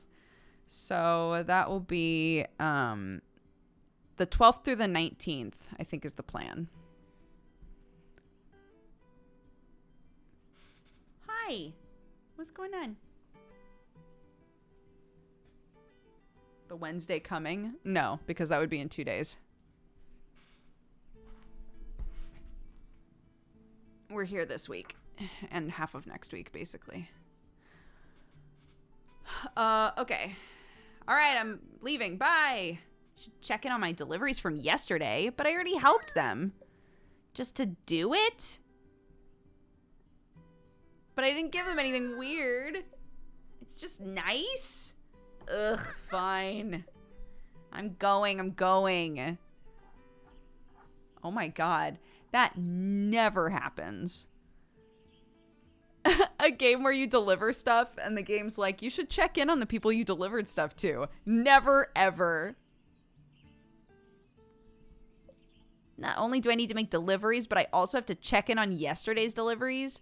That full moon ritual better work, or else this is going to be a long 2 weeks. Let's check in on Jean. You arrive at Jean's cafe and peek inside. Might as well check in on Jean first. If it's anything like yesterday, at least it'll be quick. Doesn't seem like he's trying to burn the place down today, so that's good. Maybe I'll just tell Ramsay I paid a visit and sneak. Do you need something? Ah! Jean walks up as you're peeking through the window. I was just stopping by to ask how the potion worked out yesterday. Do you want to come inside? Sure. You and Jean go into the cafe. Jean walks behind the counter. All the cakes and cookies are so fancy. What's something this fancy doing in a town this small? Do you want a slice of cheesecake? Yes, please. Jean breaks over the most decadent slice of cheesecake you've ever seen. It's dark chocolate with a chocolate crust and shavings on top. That might be a lot of chocolate. You take a bite. It is indeed a lot of chocolate, but oh my gosh, this is amazing. Thank you. I made it last night for our anniversary. Mel liked it, so I made another one for today. She liked the potion too, by the way. Why does Jean look so uncomfortable? Is there something going on here? Mel says spells can help people. Is that true? There are a few factors, strength of the intention, etc. I see. Mel tries lots of spells at home. Jean looks over at a trash can. Do you need a spell for some? No. Oh, okay. I'm working on Madeline's for the festival. Oh, are those a type of cookie? They're a cake. Oh, do you have any ready? Can I try one? I'm still working on them. Oh, is it a complex recipe? Yes, lots of technique. I could probably make a spell to help. Did you say something wrong? If you want. A customer. Jean stares at you. Oh, don't mind me. I need to get going anyways. Well, thanks for the cheesecake. It was incredible. Thank you. You leave the cafe. I guess that was only a little awkward. And I got a delicious cake out of it. I feel like there's a lot of artistry in Jean's work. What was that? What is that strange purple? Why am I sensing purple all of a sudden? Cake definitely wasn't purple. Did he slip something funny in here? Maybe it's because I said there was artistry in Jean's work? That seems more likely, but I don't think I've ever had a feeling like this before. I'm gonna make a note in my grimoire. What's going on?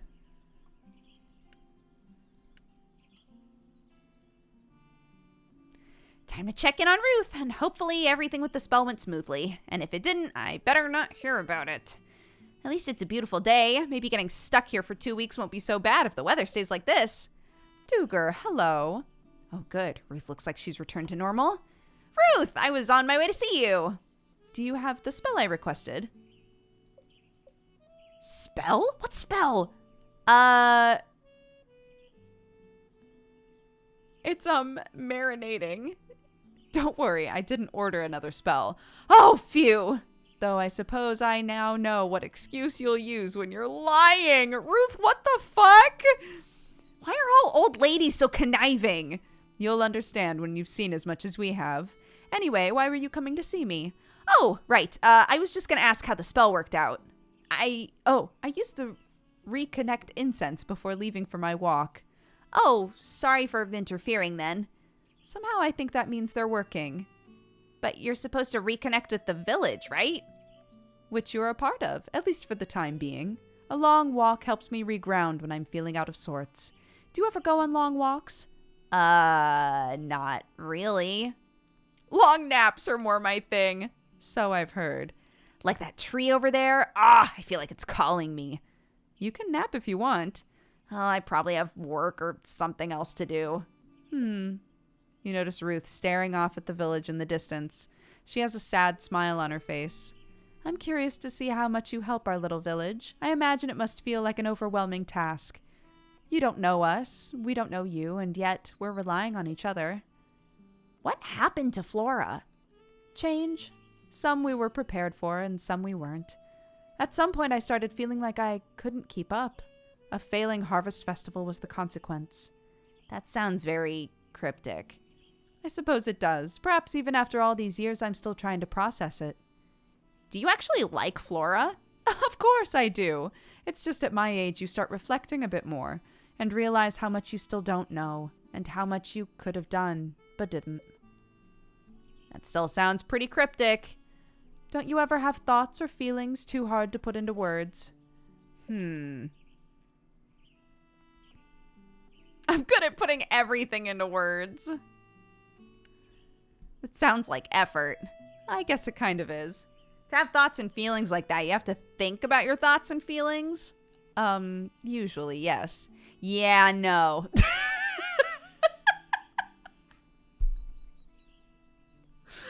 The main character in this is so, like, I don't want to say that it's rare to have the archetype that, like, the person coming to the sleepy town doesn't really want to be there. I think that that's kind of like, that's sort of a normal plot bunny, right? But just the way they've characterized the main character is so funny to me. Anyway, I should probably continue on my walk. This village needs its mayor to be in tip-top shape. Sure, I should be on my way too. Red. There's that feeling again, only this time you sense the color red. Why red? Is something the matter? No, nothing at all. Are you sure? I'm sure. But I should go though. You know, witchy duties, calling and all, so bye. You run away from Ruth.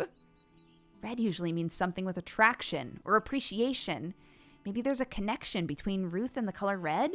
Something to do with her connection to Flora.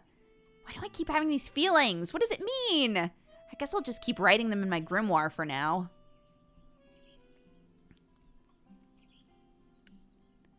You arrive at Jonas's house and knock on the door. Hello? No one answers. You put your ear to the door and hear someone rustling inside. Well, if he's not going to answer the door... Give Jonas the leadership potion. Was it this one? Yeah. You go to leave the potion outside when suddenly the door opens. Oh, the potion! Quick, get inside! Jonas grabs you by the arm and pulls you into his home. Hey! It's trashed with clothes thrown everywhere. Let go of me. Oh, right. Sorry about that. Listen, I need your help. You already have the potion. We'll get to that, but first, I gotta know. Does this outfit look leadershipy enough? Your next line is, yes, Jonas, you look like a boss. You look like a boss. Wait, what? Oh, thanks. I really needed the confidence boost. Wait, how did you... Obviously, I tried on all my shirts, and then I decided on this one. No, I'm talking about... Oh, right, the potion. So, do I just drink it? Hang on, I'm the witch here. That's why I'm asking you about the potion. You give up. I give up. Yes, you drink the potion. And the bottle's been properly sterilized and stuff? Yeah. Cool. Jonas starts shifting back and forth. Is Jonas a secret witch? Dude? I think I know what's up.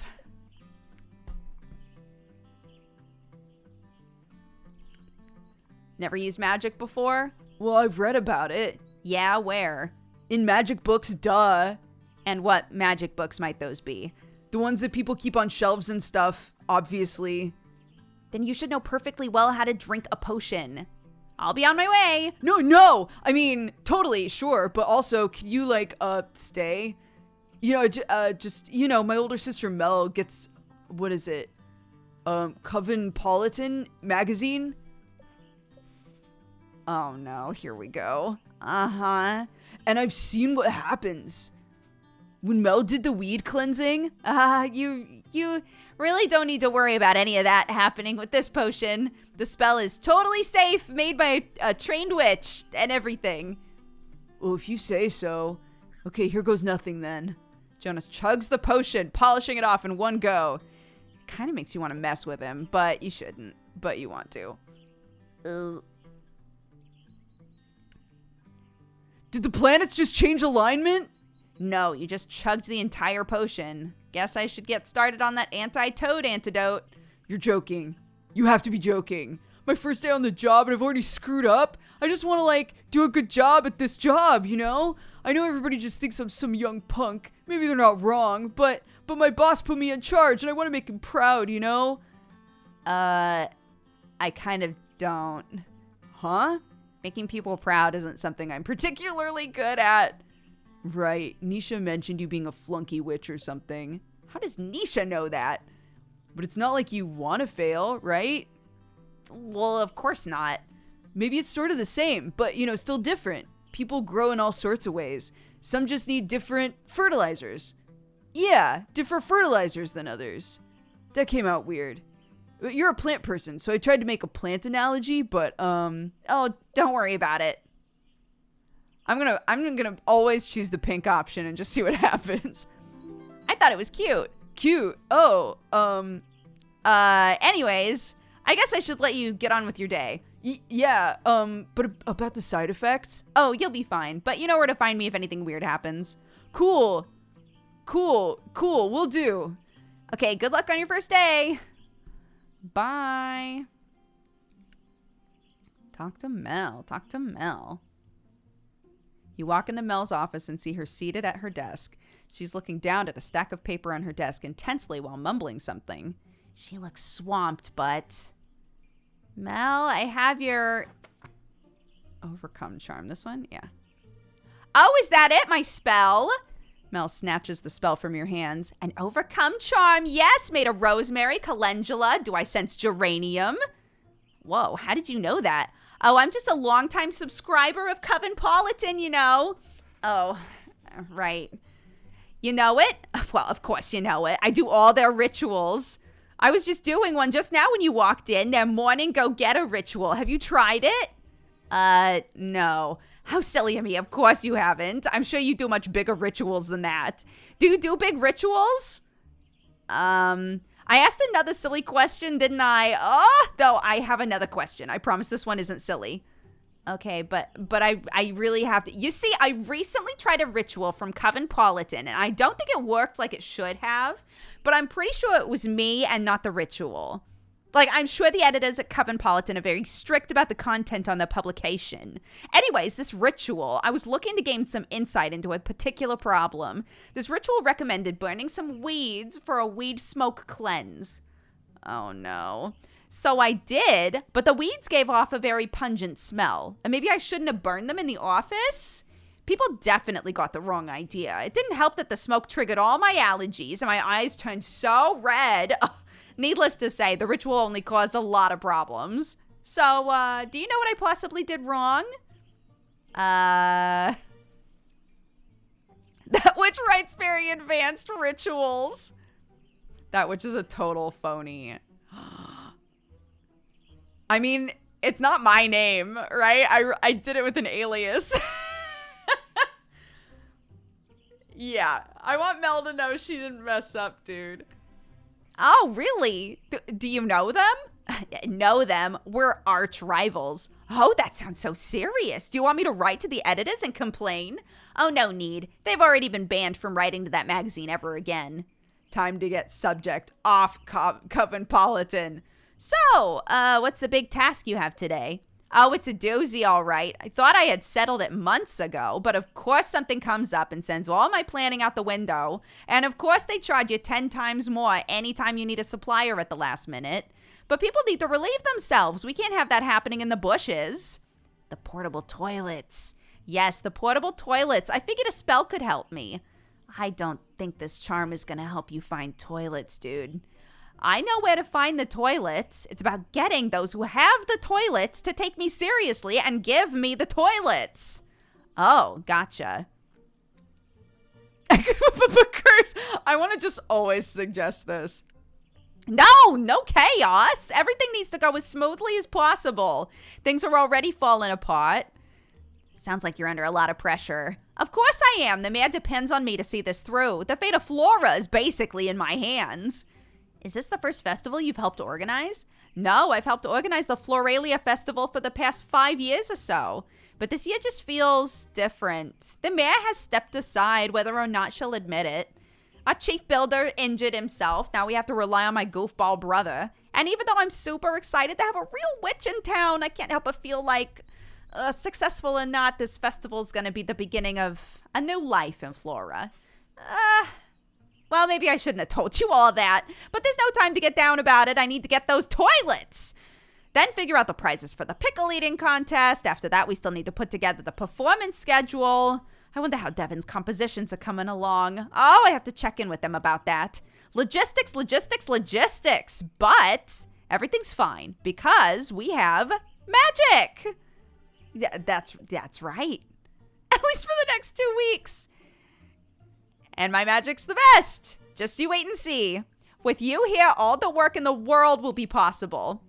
I think you could get used to this. Mel? Here it is. That feeling. Just your presence is such an inspiration. Oh!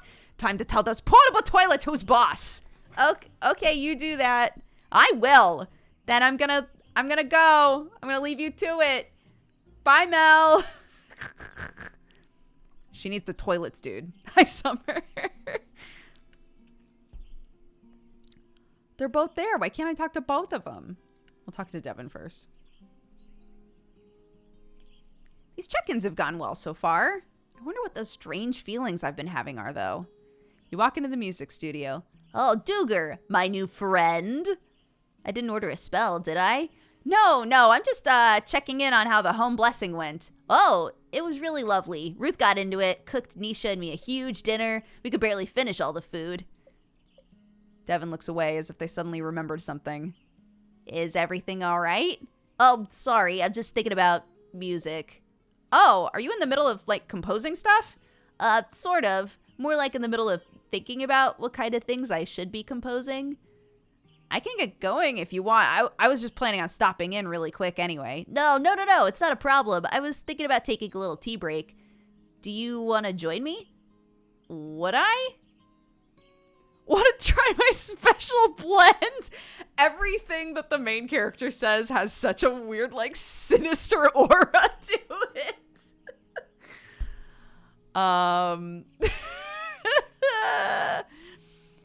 Oh, let me get the water going. You take a seat and a little table in the music studio. Devin brings over a tray with 2 mugs, cream, and honey.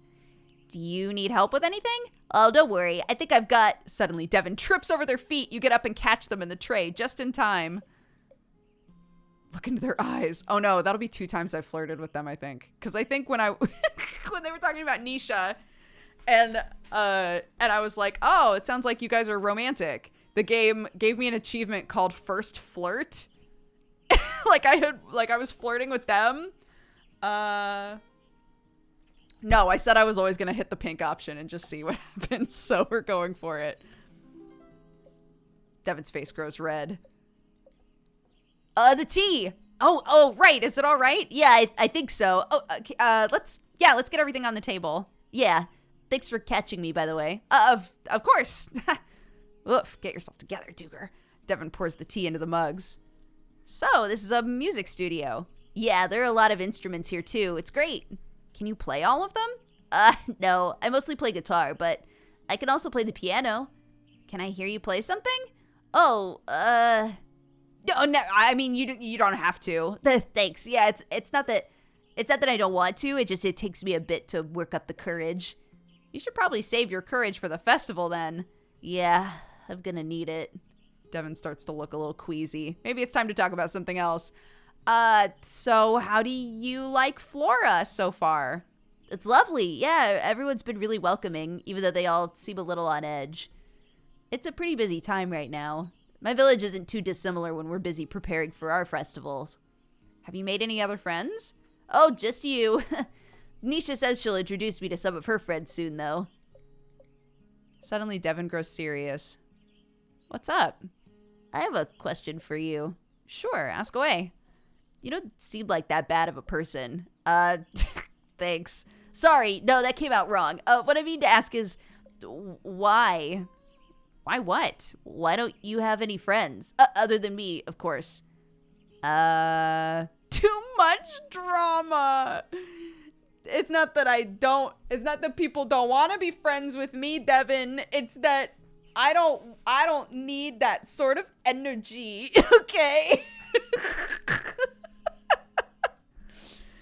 Flips hair. If I have to hear two witches argue about the magical properties of rosemary one more time, I don't even know. If rosemary calls to you, then just use the rosemary. That doesn't sound like friendship, though. I mean, people you just hang out with. And do what? I don't know, like talk, like we're doing right now. I guess I've spent most of my time with just my gran. We would attend the occasional ritual, but my gran is pretty solitary most of the time. I thought the Von Teasels were like an illustrious family, though. I mean, we are, but I guess you could say they don't like me much. I'm too much, according to them. If it wasn't for Gran, I don't think I would have been trained as a witch at all. Oh, I'm sorry. But you must be pretty close with your Gran then. Yeah, but she still tells me no all the time. Duger! Laura sounds like a pretty big change for you. I suppose it is. Don't worry, I'll help you figure it out. That's what friends are for. Thanks. I appreciate it. Of course. If you ever want to talk about anything, I'll be here ready with tea. Well, I should probably get back to work. Music doesn't write itself, unfortunately. Yeah, I should head out. I'm glad the home blessing was successful. See ya. Bye. Devin's really sweet. I wonder if their nervousness will prevent them from following their dreams. What color? White? That feeling again. The color white. Why am I thinking about that right now? I guess it tends to represent dreams, hope, that sort of stuff. Ugh, what are these feelings? Is this why Ramsey wanted to check in with people? I'll write this one in my grimoire too. Maybe I'll ask Ramsey and see if he knows anything about them. Talk to Nisha, who I gave the Amarantha voice because I panicked. You went to the studio to find Nisha sitting cross-legged on the floor. Her eyes are closed. She's muttering something. You take a few steps closer to figure out what's going on. Inhale, exhale. Inhale, exhale. What are you doing? I'm meditating, obviously. Feel your energy flow through your arms, down to your fingertips. Inhale, exhale. You know, you're not supposed to talk while you meditate, right? Like silence is kind of the point. I'm not the one talking, it's my mind. I'm just identifying with what it's saying. Inhale, exhale. Right. I have the spell you asked for, homie. Nisha jumps up from the floor. The frustration melts off of her face. Great, that meditation stuff wasn't really doing it for me anyway. Probably because it wasn't actually meditation. Ugh, whatever. I just followed what they said to do in Covenpolitan, okay? Does everyone in this town read that? Mel usually leaves issues on her desk, and I read them whenever I visit my gran at the town hall. I hear you're a pretty big fan, too. No, I'm not. I'm not, actually. In fact, never mind. Does Nisha know? So, how's the art coming along? Oh, well... Oh, right, the inspiration potion. Creative block, is it? It's not. I'm not blocked. I'm just trying to reach new heights. It's a process. Okay. Okay, what? Well, you're like in a gestation period. I get it. It's not like I asked to be here. If I had it my way, I'd be at art school for the summer with my friends. But Gran just had to throw me her gran eyes and ask me to paint this mural. I couldn't say no. Ugh, Grans. Grans indeed. I don't even know why they still put on this stupid festival. No one's cared in like 100 years. Okay, not 100. But since I remember when it still used to be fun, like 20 years ago. What made the festival fun back then? I don't know. I was a kid. Everything just felt more magical. Farmers came to show off their best crops from the year. Artisans sold all sorts of goods I'd never seen before. The first time I asked someone out to go on a date, it was to the festival. They said no, and that the festival was lame. So maybe I was always a little more into it than everybody else. Aw. I would have gone with you. Oh, I was a total dork back then. Not the fantastic artiste I am today. Now I want to meet Dork Nisha. Trust me, these are better times. So has something changed about the festival? Well, people moved away, and now that I'm older, I guess I see the work it takes to put it on. It's like, for what, you know? The expectation seems so high this year because you're here. Everyone assumes it means we're going to be a massive success. Nisha glares at you. But I found that letter your gran wrote my gran. Oh no. And I know all about Coventpolitan and why you're here. That explains what Devin said, and Jonas. I've kept the Coventpolitan part to myself for now, but don't think I don't have my eye on you. Because if this festival isn't a success, and if things stay the same way as they are now... I see. Someone sounds a little frustrated. Pressure, pressure, pressure. Whatever. Maybe for everyone else involved. Drinking this potion better materialize this mural out of thin air so that I can be done with it. I thought you didn't trust my magic. With enough willpower, I can overcome your subpar spells. There are limits to willpower, and also, if you just want to get it done, couldn't you just throw paint on a wall? That's like modern or whatever, right? And endure the wrath of my gran? Absolutely not. Your gran doesn't seem very wrathful. You don't know her like I do. I can see it now. Gran walks up to my mural, looks at it, she takes a deep breath. She turns to me, smiling, and says, "How nice." Oh my god, I'm like already melting. You're afraid of your gran. You should be too, just you wait. My gran will request a spell. You'll put all your hard work into it, use the rarest ingredients, time everything perfect, and she'll take a sip and say, "How nice." But potions aren't meant to taste good. That's not the point. The point is you've disappointed her. And you feel the icy cold chill down into your bones. Ugh, fine. I'll make sure to keep an ear out for your gran's sinister, kindly words. Yeah, you better.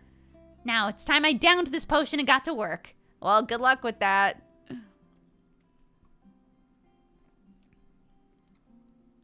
Okay, I think I talked to everybody.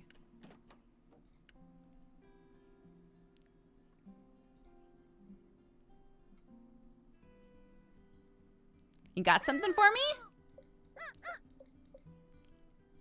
Crow treat. Didn't I already give you a treat?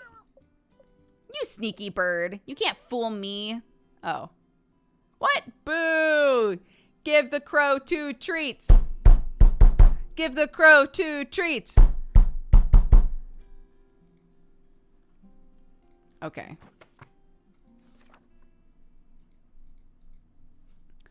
Maybe... Oops. Maybe if I just hit G. Yeah, so people have colors next to themselves now. But it said that I would be able to talk to Ramsey. It said I would be able to go to my crow and be like, "Hey, bud, what the hell?"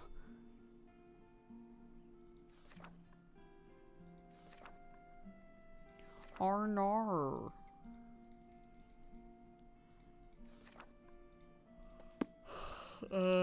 Okay.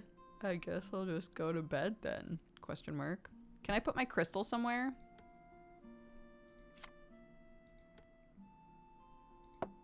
Cute.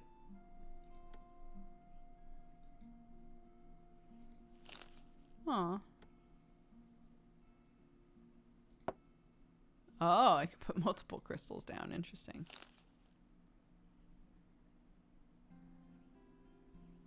Okay. Beep. Let's go to bed. Did I check in on everyone today? Well, it sounds like everyone appreciated their spells. I got to try some of Jean's cake, and I had tea with Devin. And then I think Ruth is kind of depressed or something. Maybe she needs to have tea and cake. Yeah, it sounds like we're still on track for the full moon. I'm not sure if something's wrong per se, but I had these strange feelings after checking in with people today about their orders. Like, after talking to them, I started sensing colors, and I think the colors relate to them, but I'm not sure. I wrote them all down in my grimoire, but I don't know if the information's useful or not. You don't know either? Well, I guess I'll keep writing the feelings when I get them. Yeah, couldn't hurt. End the day.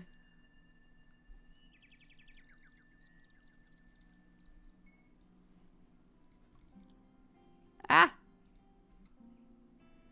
Okay. I'm still not feeling as I should. Is there an oil you could make to calm things down? I've always been terrible at bringing work home. My recipe isn't working. I need to figure out what's wrong with it. I could do it on my own, but time is running out, and Mel says a charm could help me see a way forward.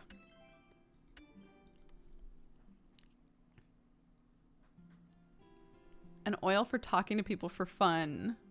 To make more friends. Of course, Devin.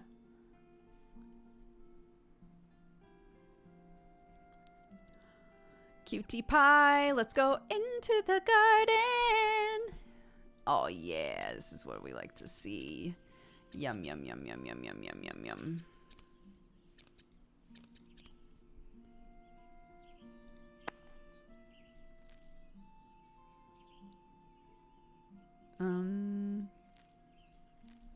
Let's get one more of each of these.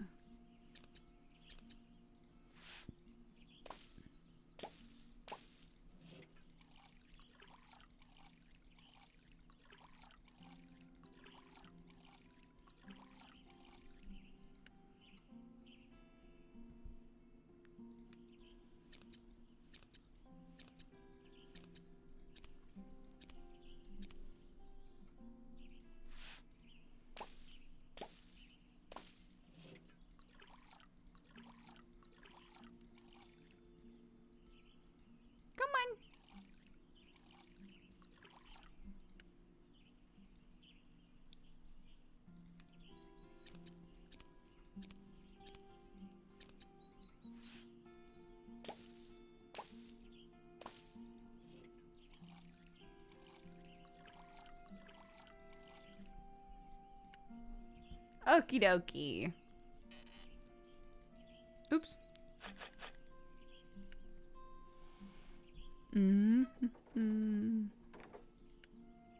Back to my house. Make potions.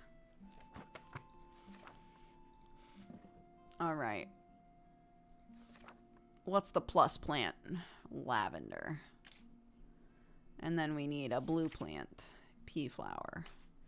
And then we need hollyhock. Bam. And it's an oil, so we need that one.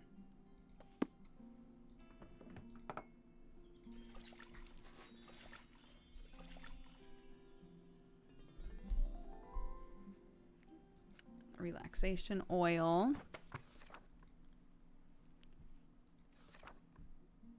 Star plant. Uh-oh. I'm getting an ocular migraine. I might take a break in a second. A charm. Baggy waggy. Here we go. It's nice though. It's nice knowing like what it is now, you know? I still think about that stream all the time when I was describing what was happening to my eyes and everyone was like, "Oh, an ocular migraine." Obviously. It's like, "What?" But it doesn't hurt. Everyone was like, "Yeah, they don't hurt. Your eyes are just fucked up." Your eyes just get fucked up. Okay. Rose. Arrow. Hollyhock. Oil.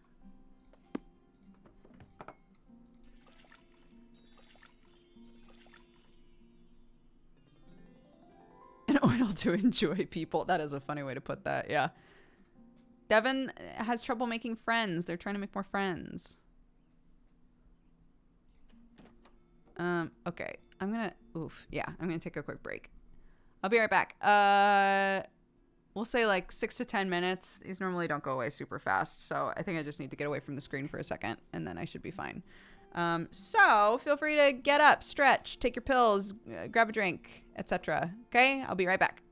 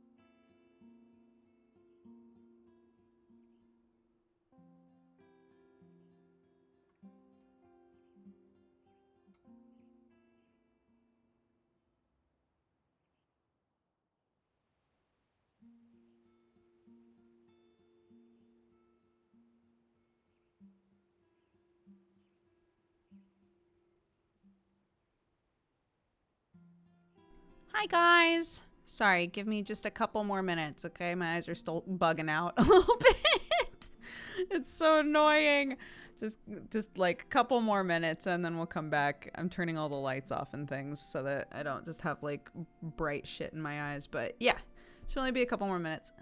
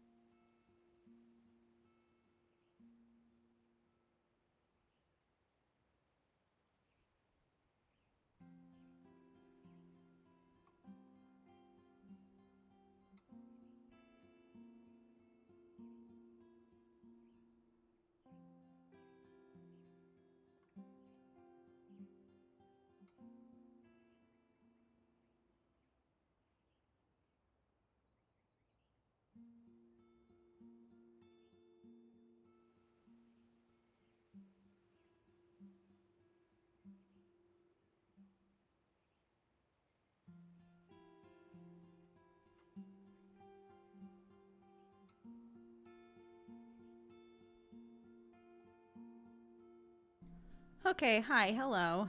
Excuse me, Watson. That's my spot.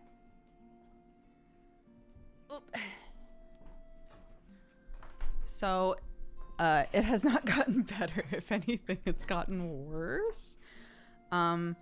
It's like there's almost like a wiggly line around my vision, and it's gotten bigger, but it's like kind of easier to see what I'm doing now, if that makes sense. So like I would say it's worse, but it's also I'll actually be able to play now. So, yeah, let's see, what time is it? 1:30. Yeah, I should be fine. Mine usually takes at least 15 minutes to disappear. I mean, I was gone for 15 minutes for sure. It doesn't hurt. No, it's not. They're called ocular migraines, and a lot of people have said that if you're prone to migraines, you probably get them as a precursor to a migraine, like a full-blown brain migraine. Maybe we find the glasses. I have my glasses. They're for distance vision, so they're not gonna help.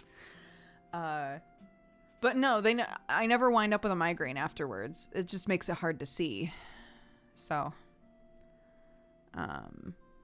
yeah, so maybe we just chill here for a minute. Because I grabbed some food, so I figure we can just chill and hang for a second and see how I feel after I've eaten.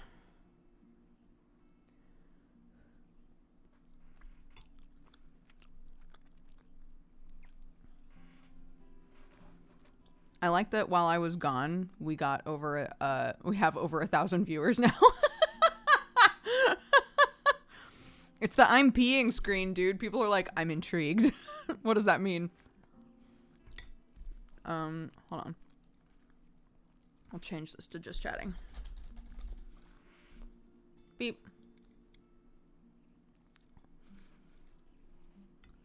You know us, we love a good chatting time. I do know that, and I feel very blessed knowing that I feel like in the middle of basically any stream, I could be like, hey, I need to just stop playing the game and just talk for a minute. Everyone would be like, thank God, finally. Finally, the real cream has risen to the top.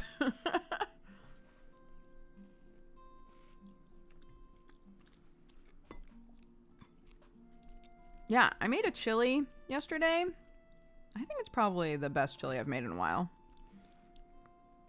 I didn't pressure cook or slow cook it. I just cooked it stovetop, which is rare for me. Normally, chili is like a dump and go recipe. I made it stovetop. There are a couple things I did differently this time. Number one, we didn't have any ground cumin. We only had cumin seed. So I ground it myself with my mortar and pestle. And holy shit, it smelled amazing. The other thing is I put an absolute shit ton of onion in it. So if you don't like onion, you'd probably hate this. But I was like, man, I don't know. It might be the onion, dude.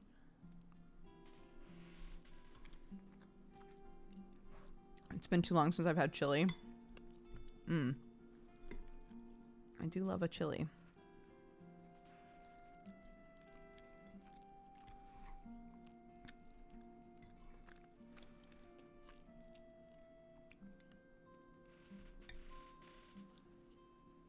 What about garlic? There is garlic in it, yep. But there's always garlic in it. I'm talking about different things.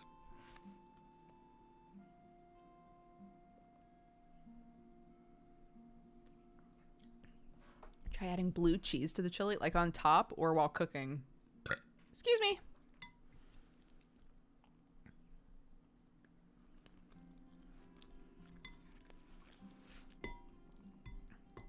My chili recipe has changed a lot. I feel like every year I could look at my chili recipe and be like, oh, it's different from last year. When Sam started having like gastrointestinal XYZ problems, we got rid of the kidney beans. So It's now black beans and cannellini beans that I put in it.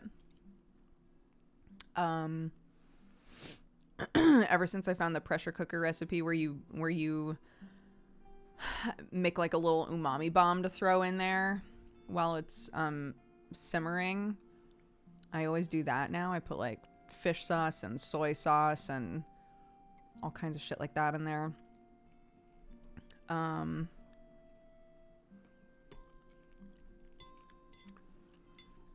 Also, in England, you almost always have chili with rice, which I've talked about is not a thing in America.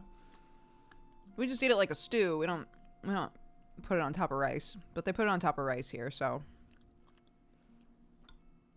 I always make rice now.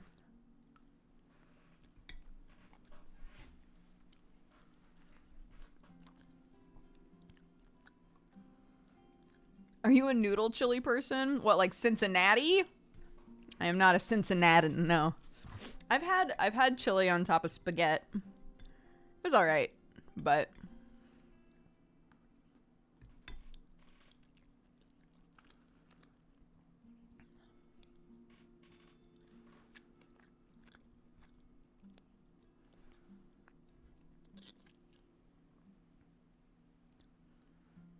I love doing rice in the Instant Pot. Oh god, I'll never go back. I never got good rice with the Instant Pot.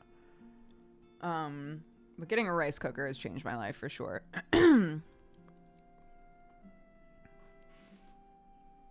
Yeah, chili with rice, big thing here. People in the South are saying chili with rice is also a thing there. Although, yeah, somebody equated it to gumbo. I feel like the elements are different with gumbo, but like the vibe might be the same, right?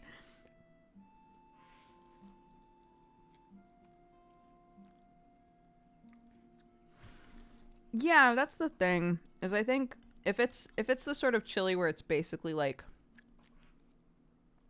a delicious meat slurry, not to turn it into something gross. But like, you know, some types of chili are basically like meat sauce and that's it, which might as well be pasta sauce, right? So like, why not throw it on noodles? Makes sense.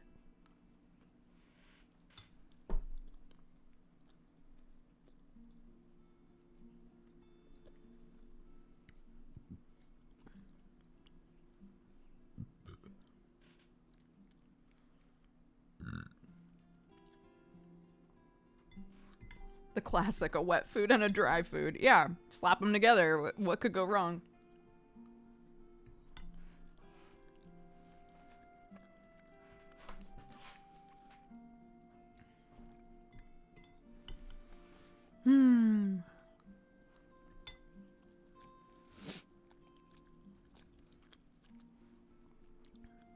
Yeah, I guess I feel comfortable calling that type of chili a meat slurry because that is not the type of chili I ever enjoy eating.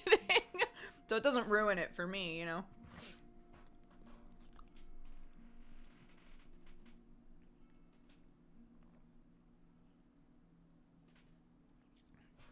I love a baguette with my chili. Oh my god. Is that also like an English thing, or is that just Sam's family? Sam's family wants a baguette or like a nice loaf of bread with every meal, regardless of the carb content.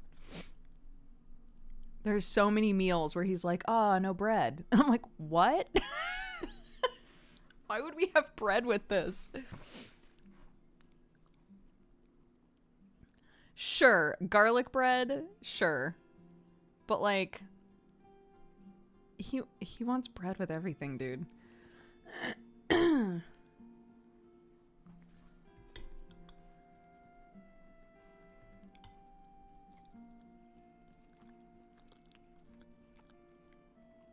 Bread is disposable cutlery. That makes me want to get Ethiopian food.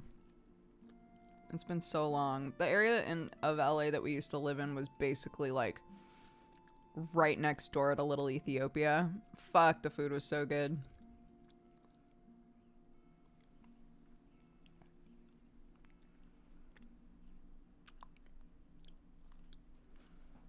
Good bread makes every food better. Good, like, Yummy fresh bread is amazing. It's true.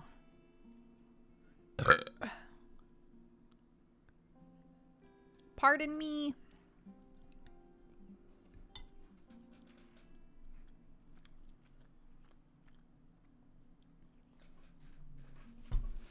Ow! Holy shit.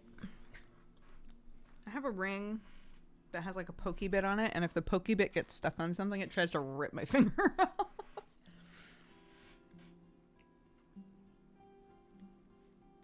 But yeah, I love this. For anybody who wasn't here earlier, I've been reading a new poetry book. I haven't bought a book of poetry in so long. It makes me want to get more.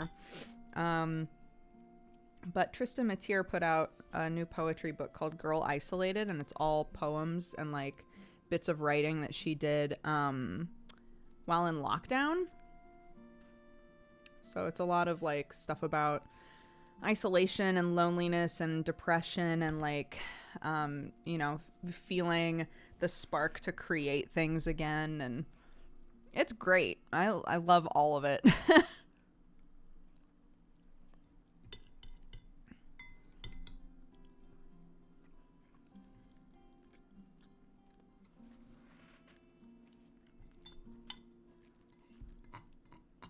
All right. So, good news. I've almost finished eating. I've made an effort to not really look at my monitors, and my eyes are feeling better. So that's great.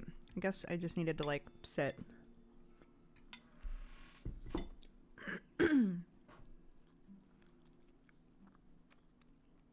miss chicken noodle soup. Oh my gosh. Yeah. When Clark wasn't feeling well, I was like, oh, I really want to make some soup. And she was like, but I don't like soup. And I was like, shush. Let me use my sick child as an excuse to make soup, Clark. And then I made chili instead.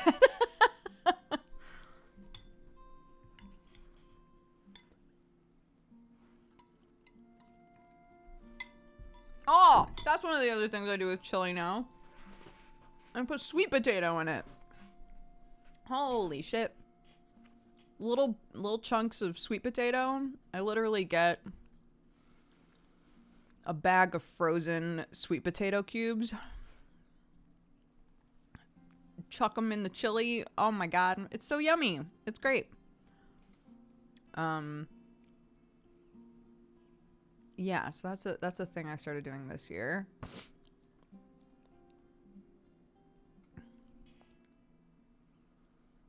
I really need to figure out a good brand or a good recipe for chicken noodle soup. All we have is this cheap canned stuff and I don't like it. Well, depending on where you live. Here's like kind of my mom's basic chicken noodle soup recipe. You ready? You get a rotisserie chicken, you pick that shit apart. Grab some frozen peas, grab some egg noodles.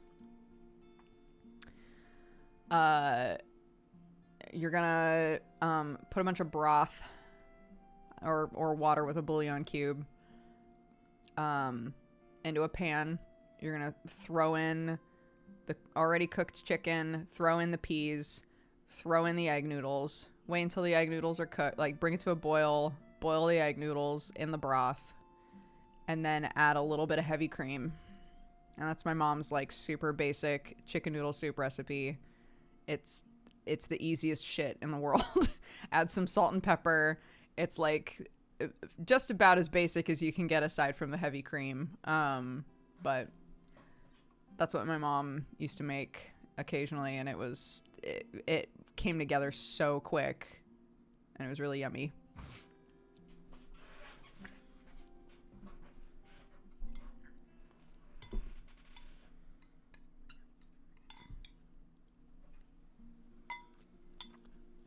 My mom does that with yogurt instead of heavy cream. Interesting. I wonder how differently that tastes. We don't have like, neither of the places that I've lived have had a strong like yogurt culture, you know, in their cuisine. So I never think of using yogurt in place of like creams in dishes.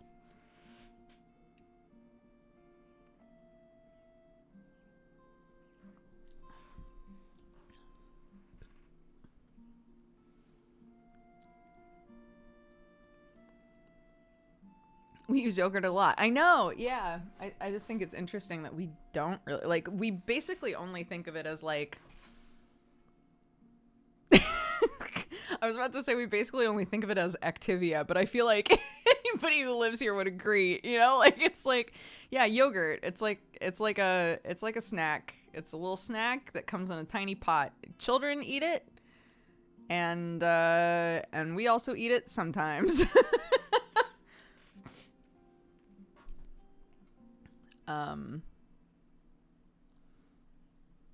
Yeah, at least in all of the places that I've lived, yogurt isn't like used super commonly in cooking for whatever reason.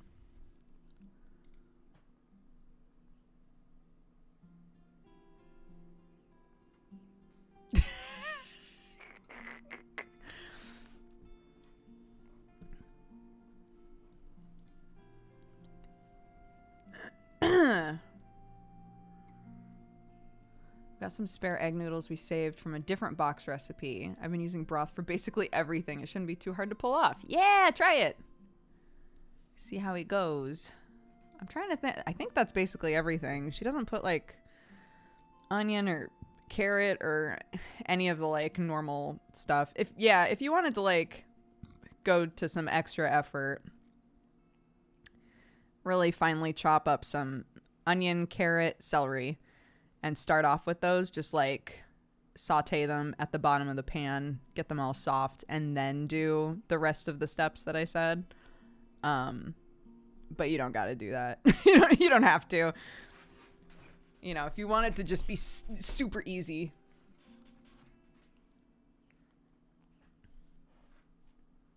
Creme fraiche, I love me some of that shit.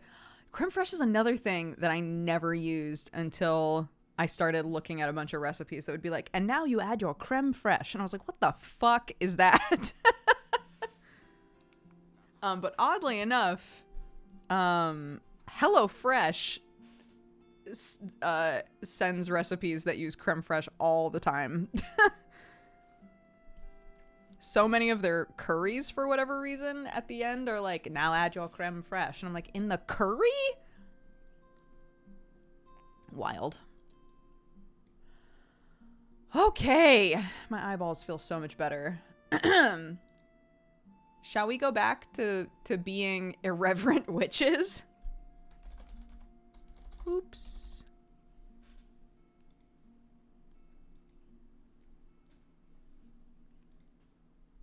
Let's do it. Let's see. So it's almost 2, so we'll have 1 more hour of this before MangaPod. As a heads up for MangaPod, for any of you who have never watched it before, it's like it's an hour long. It's a book club. It's me, Happily Aaron, and Moeka, and we all get together and we talk about a manga that we've read. The very first part is spoiler free, so people can tune in and see just like generally how we felt and if we thought it was worth a read. And the other, 3/4 of it is spoiler filled, and we talk in depth about stuff. Inside Mari, which is the one that we read, is by the same person who made Flowers of Evil, which I hated. Which I really hated, and I was not sure what to expect from Inside Mari. But there's definitely some like big adult warnings on this one. So just keep that in mind. We chose it to start off horror season for a reason. But anywho, in case you were like, maybe I'll stick around for MangaPod. Only if it's like your sort of thing, you know?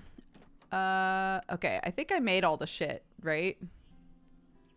How do I know if I made all the shit? Oh my god, do I have a menu in this game? Oh my god, do I have a menu? I guess I'll just start talking to people. Do you guys ever review one-shot manga? Yeah, totally. Yeah, there have been a few times that we've read all of a manga in one go and just talked about the whole thing. My ocular migraines where the C-shaped thing pops over your vision are intense and they put me out of commission for hours. Man, yeah, normally, this is why I never realized that it was like a legitimate problem, as weird as that might sound. because I talked about it on stream a couple times ago when it happened. And everyone was like, oh, that's an ocular migraine. And I was explaining that, like, normally I just sort of assumed that it was, I don't know what I assumed it was, but I was like, oh, it's, you know, it's like when you push on your eyeballs too hard and then you see spots for a second, but it takes a long time. So they would stick around for, you know, like 15 or 20 minutes and then it would go away. So I just power through it. But then, when chat told me what it was and I was looking into it, I was like, oh, this is definitely what I have. This is definitely what happens to me. And they happen frequently enough that I should probably read about it. And everything was like, the second you get one, whatever it is you're doing, stop doing it. Just stop doing it. Step away, close your eyes. You're, whatever it is that you're doing is exacerbating it. So stop. And I was like, maybe I've really been doing myself a disservice just powering through in the past. So, yeah. Let's check in on Nisha. We walk up to the studio and you hear Nisha muttering something to herself. She doesn't sound too happy. I wonder if the inspiration potion didn't work. Is someone there? I swear to God, if they're messing with me. Uh-oh. Nisha swings the door open. Duger, what are you doing here? Oh, I just stopped by to see how the inspiration potion worked for you. Oh, that. Yeah, I mean, it worked great. My artistic genius flowed right through me. I created hundreds, thousands of masterpieces. That's great. What was that? I'm feeling some sort of strange energy coming from the... How about we walk somewhere? Like the beach?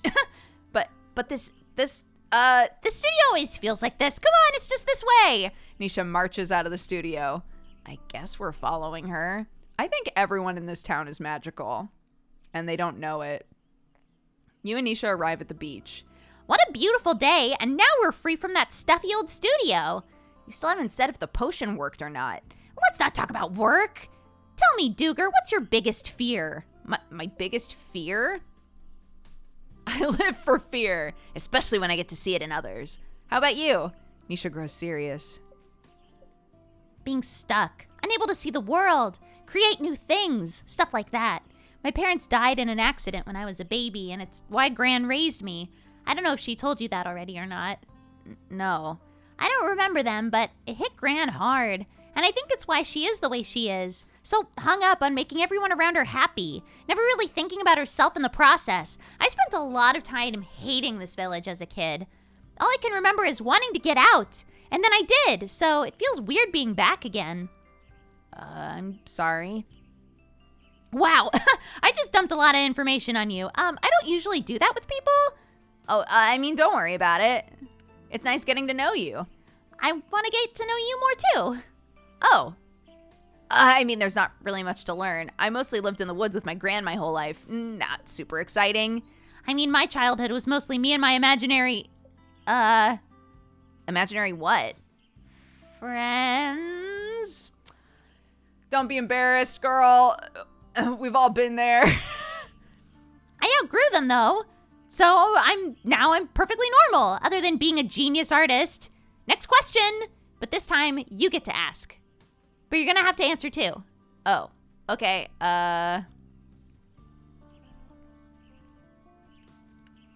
What's your greatest achievement? Getting my art scholarship, of course. Full ride to my school. I worked super hard on that portfolio. Once I submitted my application, I came down with the worst cold. My gran says I was out of it for a week. But it was so worth it. Being born. Was that your doing, though? Sure it was. I willed my way into the world so that I may grace you all with my presence. I know I'm one to brag, but I feel like you're truly next level. Thank you. Nisha takes a deep breath and does a big stretch. I think this, along with the inspiration potion, really helped clear my head.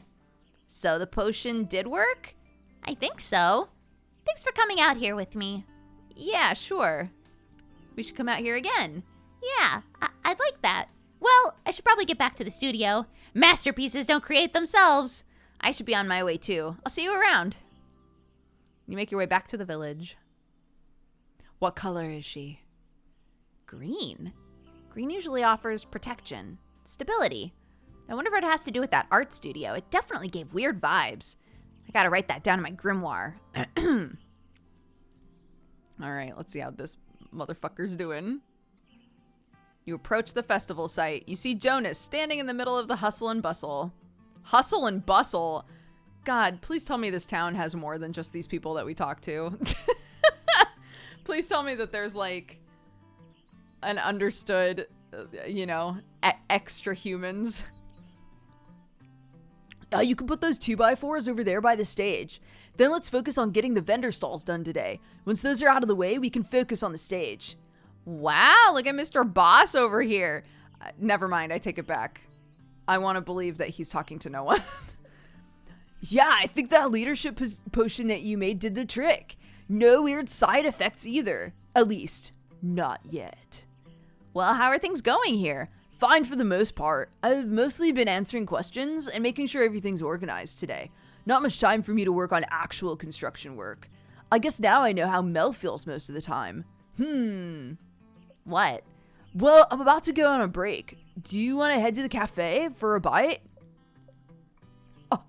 Are you asking me on a... What? Me ask you on a... No? like I've even been on a date before. Wait. You've never been on a date? And a weirdo witch like you has?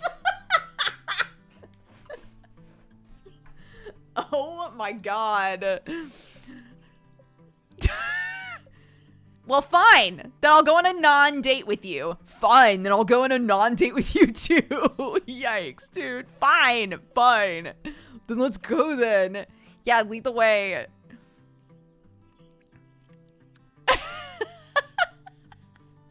You and Jonas walk over to Jean's cafe. You take a seat at one of the tables. Jean walks over. He looks at the two of you. What are you looking at? We just want a snack or something. Jean looks away. Here's some menus. Jean walks away. Oh, why is he always gotta be so weird? Couldn't Mel have married someone more normal? Yeah. He nearly burned down their house. Oh my god, absolutely. Though, I guess I've also nearly done that on more than one occasion. Yeah, so is Mel with some of her rituals. They're so pretty even on that. So they're pretty even on that. At least they keep the fire department busy. Fire department? Oh no, is that not a thing? I thought that was a thing. I don't think so. Weird. Actually, Gene is pretty cool, even though he's also a weirdo. He's helped me out a lot in the past with stuff. Oh, like what? I don't want to get into it too much right now, but school is always a little rough for me, and one day, enough was enough, you know? Mel's like a total go-getter, so it was hard for her to deal with, but Gene, he listened, you know? And he got it. If it wasn't for him, I don't know if we would have been able to work through it. Sorry for being, like, really vague about that. It's kind of a downer of a subject for a... Hang on. Not date? Yeah, exactly. I guess we should save that conversation for an actual date. Why would we want to talk about depressing stuff on an actual date? No, I mean, I don't know. You know, some people, people talk about depressing stuff sometimes, right? I guess it has to come up sooner or later, sure. But we're not going on dates, so it's not going to come up. Yeah.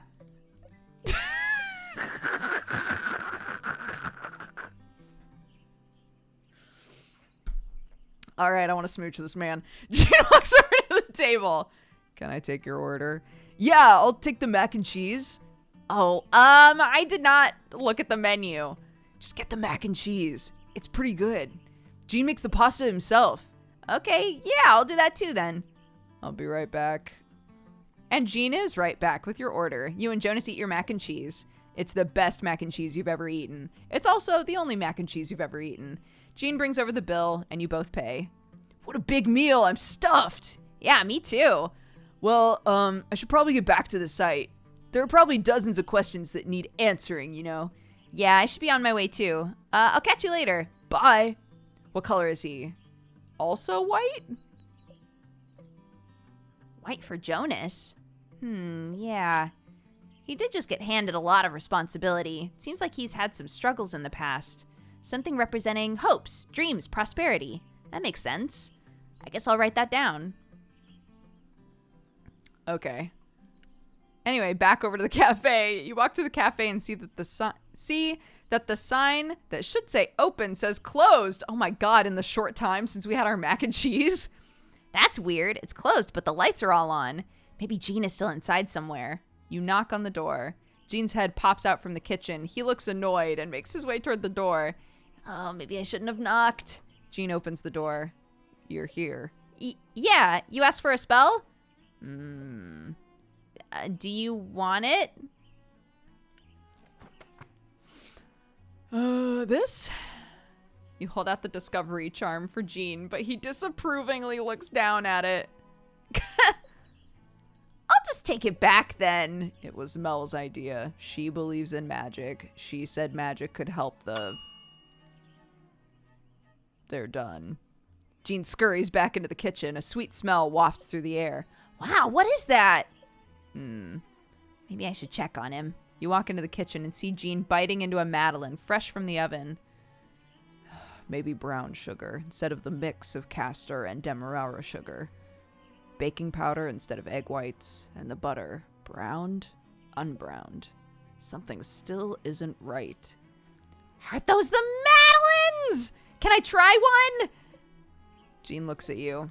He picks up the baking sheet full of sweet-smelling, freshly baked Madeleines and pours them into the garbage. I knew he was gonna do that! Why? Why? This cafe does not serve imperfection. Those poor cakes! How many perished because of you? It can't be helped unless I uncover the cause of their imperfections. Take it! Just take the charm! No, it's no use. If Jean doesn't take this charm, you'll never get to taste delicious smelling Madeleines. There must be something you can do. Think. That's it, you absolutely brilliant witch. You'll channel the spirits of the Madeleines from their garbage grave and convince him to take the charm. You've always wanted to be a cookie. Or are they cakes? Ah, never mind. You want to eat something delicious, and you're going to get that something delicious no matter what it takes. Desperate people are always the easiest to convince. You can sense Jean's desperation. All you need to do is play the part. You grab your chest as if something just came over you. Duger, are you okay? Jean. Yes? It is we, your Madeleines from the garbage grave. We need to speak with you. The Madeleines? Yes. Good. It looks like it's working. If only you would take that charm. Unbelievable. You can't fool me. Fool you. We only wish for your help. A real chef relies on skill, not charms. A real chef takes help when it is given, especially when said help was literally asked for, and the hard work of crafting a charm has been done. If the witch wants money, the witch can have it. No, that's not what Duger means, you fool. Fool? Yes, fool. Only fools make things harder for themselves. Do not refuse a chance at perfection. Give it to me. It worked. It worked! You hand Jean the charm and unpossess yourself. Oh, wow! Whoa! Oh, a head rush. I have no idea what just happened, but... Please leave. What? Not again. Now. Oh, okay.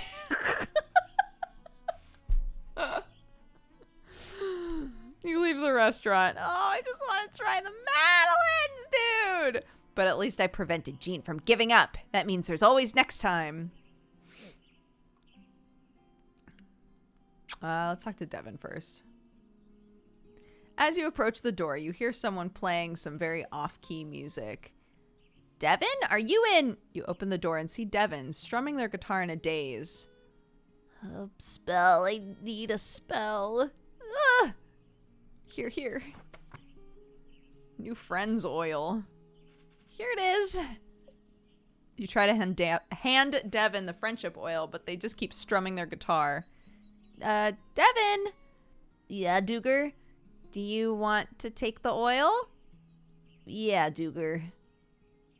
Well? You try to give Devin the oil again. They still don't take it. Maybe what Devin needs right now isn't a witch, but a friend? You take a deep breath. Whew, something's up, huh? Yeah, Duger. Is whatever's the matter with you, does it have to do with the spell you requested? Mm-hmm. Was someone mean to you? Uh-huh. Did Nisha sign you up for something that you didn't want to do? Well, I was invited. invited to a party. You were invited to a party? Please come with me. Regrets. On one condition. What? Anything. I get to drop a bucket of pig's blood on someone's head.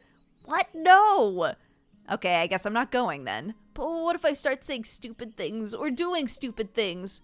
The friendship oil should help with that, in a way.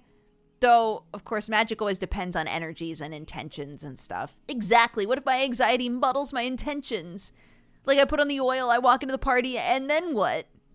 You are so not equipped for this. How about be chill? Start a fire? Oh my god. How about start a fire? People like fires, don't they? For like roasting marshmallows and stuff? Are you being serious? I'm always serious. What's the big deal about this party anyway? I don't know. Parties are just full of people, and I generally don't know. They play loud music, and you can't hear each other talk, and I mean, come on, you know. Do you know? You know, don't you? Yeah, totally. Oh, right. You have no friends. Oof. Well, human friends. Do familiars have parties? Do rituals count? I don't think so. Oh. Then you have to come with me. I won't be the only awkward one there. Who are you calling awkward? Please. If you come with me this once and don't like it, I promise I'll never drag you to a party again. I still don't understand why you're dragging yourself to this party. I don't know. Maybe it's a new summer, new me kind of thing. For some reason, this party means a lot to Devin. You've never been to a party before, so you don't really understand why. Maybe it could be fun. Fine. Since it seems to mean a lot to you. Yay, we're going to a party together. The two of us pushing our social boundaries. Together. Just let me get ready and we'll head out. Devin pauses. They look a little woozy. Are you all right? Yeah, just my nerves is all. I'll be right back. They do seem a little too nervous still. If this shindig is going to be as big as Devin says, they'll need an extra push. They seem to really want to enjoy this party, but what else could you do? How about a rune? You're a little rusty on runes, but maybe writing one on the oil might help imbue with a little extra energy. Communication, water, enthusiasm. We'll go with communication. Anne says, the rune of communication. That should do the trick. You scribble the rune on the bottom of the oil. Devin returns from changing. Oh, Devin, it's the same outfit. No one tell them. Is something wrong with the oil? Nope, just admiring my handiwork. Did you change your outfit? I got too overwhelmed, so I'm just gonna go in this, okay? I was like, are they gonna acknowledge? Ready to go? Yeah, ready when you are. You and Devin head out to the party. How far away is it? Not far. It's just at the lake. This big party is at a lake? Yeah. In the middle of the day? Yeah. Look, I think I see everyone now. You arrive at the lake and walk over to a group of people sitting and chatting amongst themselves. There's no loud music playing. There is no crazy dancing. There's no one throwing any food or drinks around. Are you sure this is the place? Yeah, see, there's Nisha and Jonas. Oh, wait, I should apply the oil really quick. That oil is way too potent for a hangout like this. Actually, I don't think you'll... Before you can stop them, Devin applies the oil to their wrists. All right, let's do this. At least the oil should definitely work. You and Devin walk over to Nisha and Jonas, who are chatting as Jonas grills hot dogs. Yeah, like you can build things with your eyes closed, but my art makes everything look good. Oh yeah? Well, how about you show me your art then? As if you have to wait along with everyone else to see it on the big day. Look who finally arrived. I didn't think you'd show up, Devin. Devin and the Witch. Want a hot dog? Yeah, sure, I'll take one of those diggity dogs. What? Sure thing, my friend. Jonas gets Devin one of the diggity dogs. Oh, wow, this is great. Really great. Does everyone know how great this is? Hey, everyone, you should all try one of these hot dogs. They're amazing. Hey, I'll take one of those. Yeah, me too. Whoa, everyone. It takes time to grill these babies. You're a lot more energetic than I expected, Devin. Nisha looks at you. Did you do something? No, we came together, right? Yeah, that's right. Oh gosh, it's such a beautiful day. Devin turns to random people. Hi, I'm Devin. Do you want a hot dog? Before you know it, Devin is the center of attention. It might not be the big party both of you, or maybe just you, expected, but it seems to be working out just like Devin wanted. Devin walks back over to the three of you as things start to wind down. Wow, what a great party. Those are words I never thought I'd hear from you. Did you meet a lot of people? I sure did, and I got invited to even more parties. That's a good thing, right? Well, it looks like this party's coming to a close. Should we head out? Yeah. You all leave the party in good spirits. Cute. Okay. Talk to Ruth. As you make your way to Ruth's home, you find an exciting patch of flowers, foliage, and lots of fungi. Ooh, what do we have here? You look over your shoulder to make sure no one's watching. No idea what the foraging rules are here, but if no one's looking, it's mine for the taking. Shiny is miney. Name that show. Finders keepers, baby. Oh no, it's my inner Ramsey. Don't take things without asking. But here's the thing, I want to. And you're not actually here, so what do you know? You can't judge me. You scoop up all the ingredients you can carry in your pockets and skip all the way to Ruth's home. You knock on the door to Ruth's house, and Ruth immediately appears. Hello, Duker. How nice to see you. Do you have the spell I requested? You're slightly unnerved by Ruth's greeting. How wonderful. Would you like to come in for a cup of tea? I'm currently looking over some of the plans for the festival. Still so much to do. Oh, I don't want to get in your way. It's not a bother. Something definitely feels off. Just come this way. Don't you just walk out on me. Oh, Duger, sorry, you have to deal with this. My gran is currently in the Robo-Ruth mode. The only thing that exists is work in like a creepy, calm, pleasant way. These budgets, it looks like another meeting with Mel and Jonas. You've been helping the people of Flora, right, Duger? Tell me, do they seem happy? Nisha throws you a look. You're not really sure what she wants you to say. Does Robo-Ruth have a reset button? She's not an actual robot, Duger. Are you sure? I guess this has been happening more and more recently. Maybe there's a wire loose somewhere. What a pretty oil. I should put some on before looking over more of the plans. What kind of oil is that? It's a relaxation oil. Gran requested a relaxation oil? Maybe Robo-Ruth is due to stress then. Gran, why did you request that spell? The festival isn't far off now. There's so much work to be done. But don't worry, I'm sure we'll pull it together. We always do. Maybe you've taken on too many responsibilities, Gran. As mayor, it's my duty to ensure everyone's happiness. But you've been working non-stop for longer than I remember. Raising me wasn't easy. Running this village isn't easy. So, you deserve to relax, okay? Why do you feel like you walked into a very intense personal moment? Are you supposed to say something? I'm sorry, Nisha. Oh, Gran, you're back. I must really get back to the plans. The village depends on it. Nisha buries her head in her hands in frustration, and you're still standing here doing nothing. Maybe Ruth needs more than a basic relaxation oil. If you could get the oil back, you could add one of those ingredients you picked up on the way.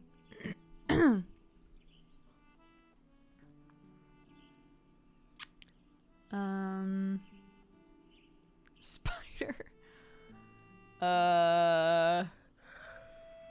Oh goodness, I'm just gonna roll.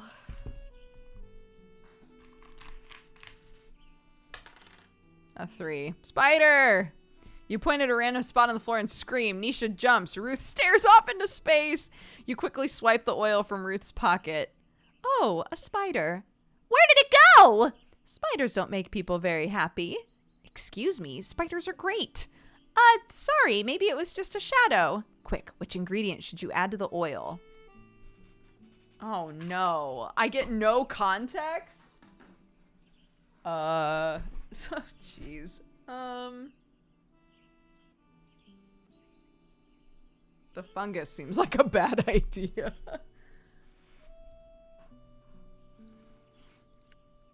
You can never go wrong with a pretty little flower. You pop the top of the oil, put the flower inside. Oh, Ruth, you dropped your oil. Oh, thank you, Duger. I should put some on right now before I forget. Ruth takes the oil and dabs some on her wrists. Oh no. Uh-oh. Oh! Duger, what is going on? Hey girl, hey! Let's go shopping! What? You're right, shopping was so last week. How about we get our nails done instead? Or how about waxing? I thought you had work. Who cares about work? It's time to kick back and relax, girl. This is not how you usually relax. Usually you like bake and take long walks and stuff. That's what old ladies do. Duker, what was in that spell? Flowers, herbs, and stuff.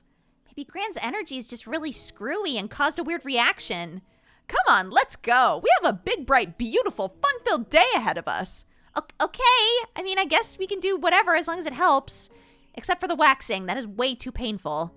See you later, Duger. Bye. Have fun. Well, that seemed to work out pretty well. Because, of course it would.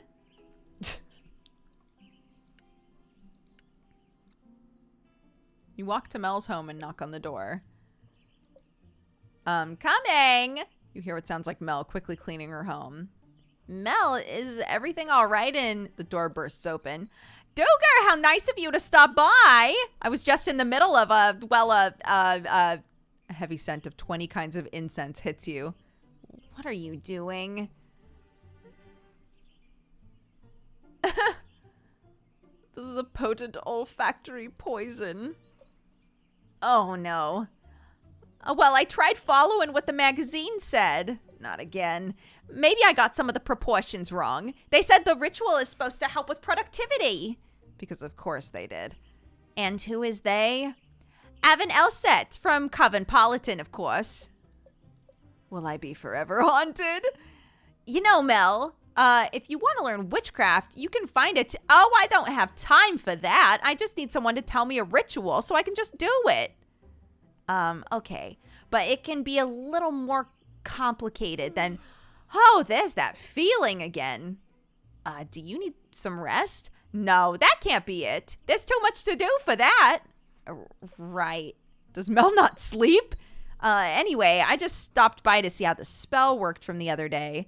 Oh, it worked wonderfully. I squeezed that charm super tight, called that toilet supplier right up. I said, give me those toilets you promised me or else. And he said, or else what? And then I said, or else. And next thing I knew, he said he'd have them delivered the next day. And he did. So she threatened him, sort of? I'm glad to hear the charm helped. Oh, yes. The second I gripped it, I felt its power surge through me. I've never held something so potent. Just thinking about it makes my body all tingly. How did you craft it? Can you tell me?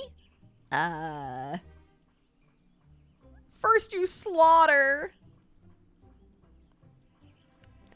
No, wait, stop. If I know, it might ruin the magic, so to speak. I can't keep up with this lady. No worries. That's all right. I'm just glad festival preparations are going well.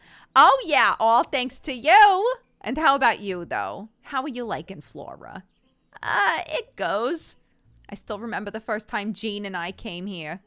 Well, you moved here? Oh, yeah, about 5 years ago now. Hold on. You must have been really bored. Is Flora that exciting? I must be missing something. Your confusion isn't entirely unjustified. Jean and I were pretty tired of city life.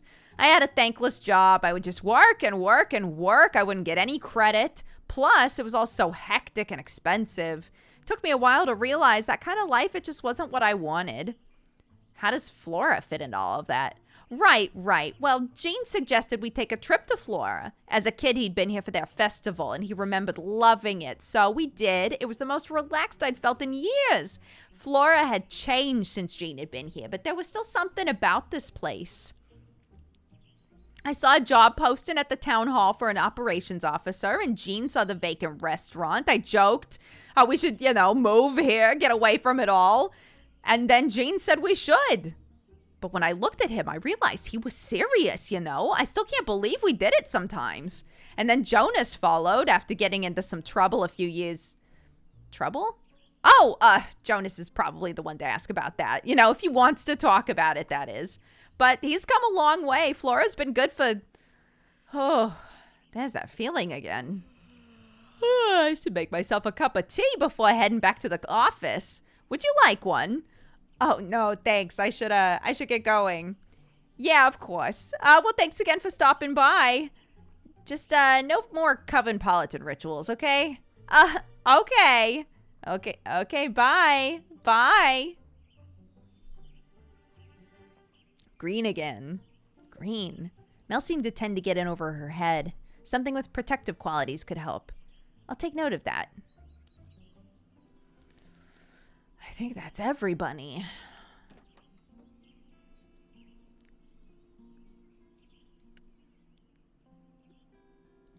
Have I fed you today? Yum, yum, yum, yum, yum, yum, yum. And then I go to bed.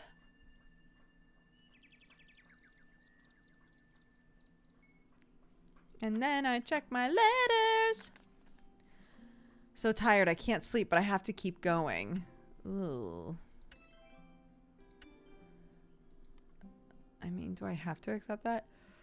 Bad stuff keeps happening. Mel says maybe I've attracted bad vibes. Maybe you've got an oil or something. Good vibes only. There's this weird energy going on in the art studio. It's trapping me or something. How am I supposed to make art when I feel so bogged down? Do you have an oil to help me break free? Ooh, okay. Okay. Good vibes only. Yeah, everything's...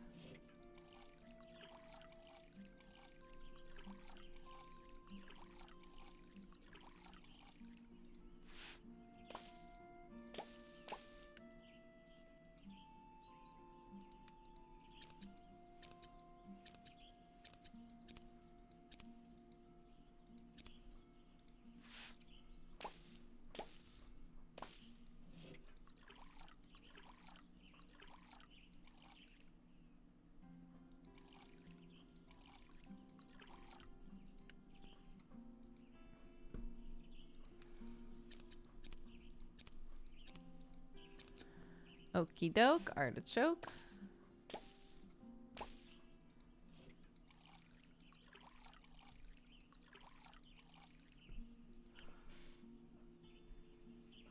Okay.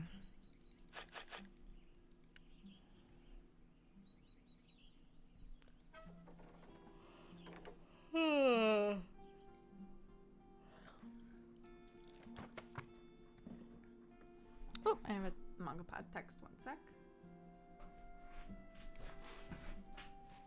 Put a sign on the fort that says no bad vibes. Yeah. Just, take a piece of paper, write no bad vibes, and then you kiss it 3 times. Mwah, mwah, mwah. And then you're protected. That's it. It's the whole thing. I don't want to make this for you. I want you to go to sleep, actually.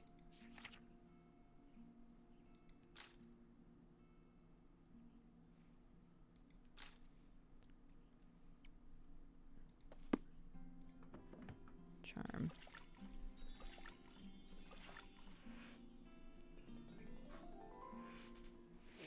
Next. Yeah. It's a real ritual. Trust me.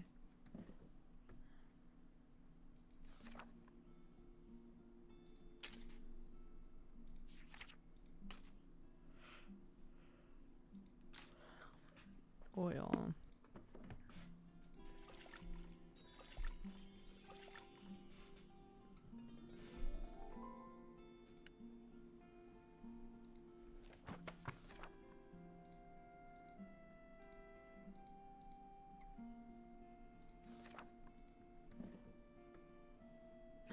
I'm at a command. Hold on. One moment. Be right back. Commemimile.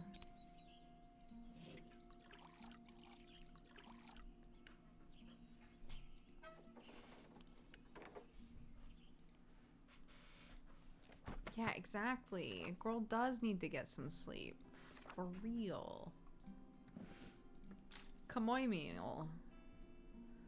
And then it's these ones, right? Yeah, hollyhock and calendula.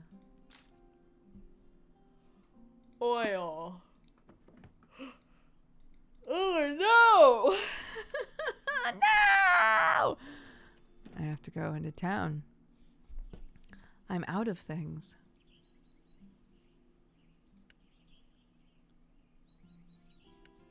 5,000. 3,000? What the actual... What?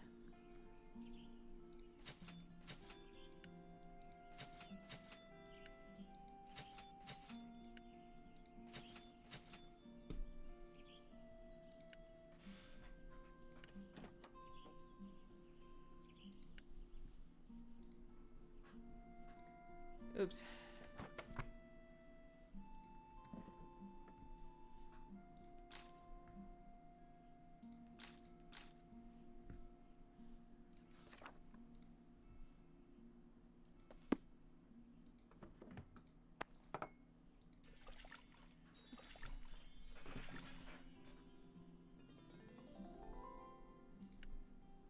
Okay.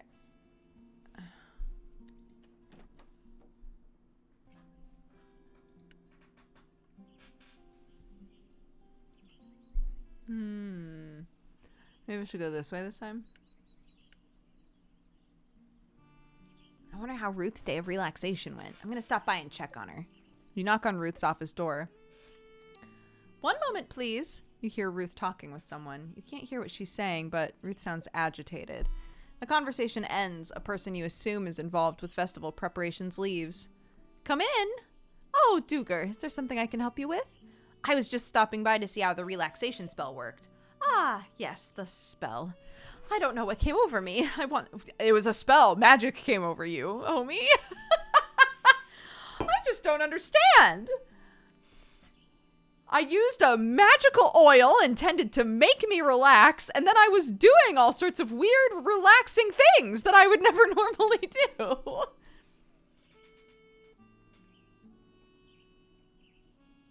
Oh my goodness. Okay.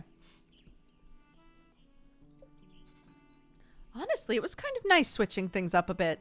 And my nails have never looked so nice. Perhaps I don't pamper myself enough. Unfortunately, I think it might have scared Nisha a little.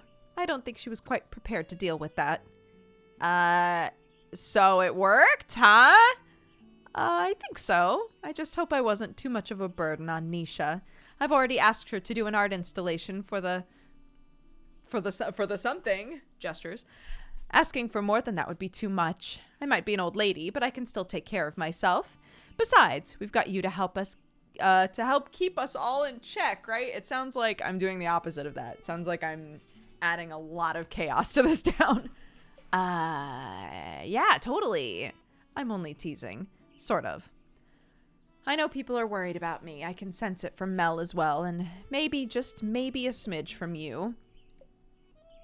I'll tell you what I tell everyone else. If the festival goes well, everything will fall into place. What's everything?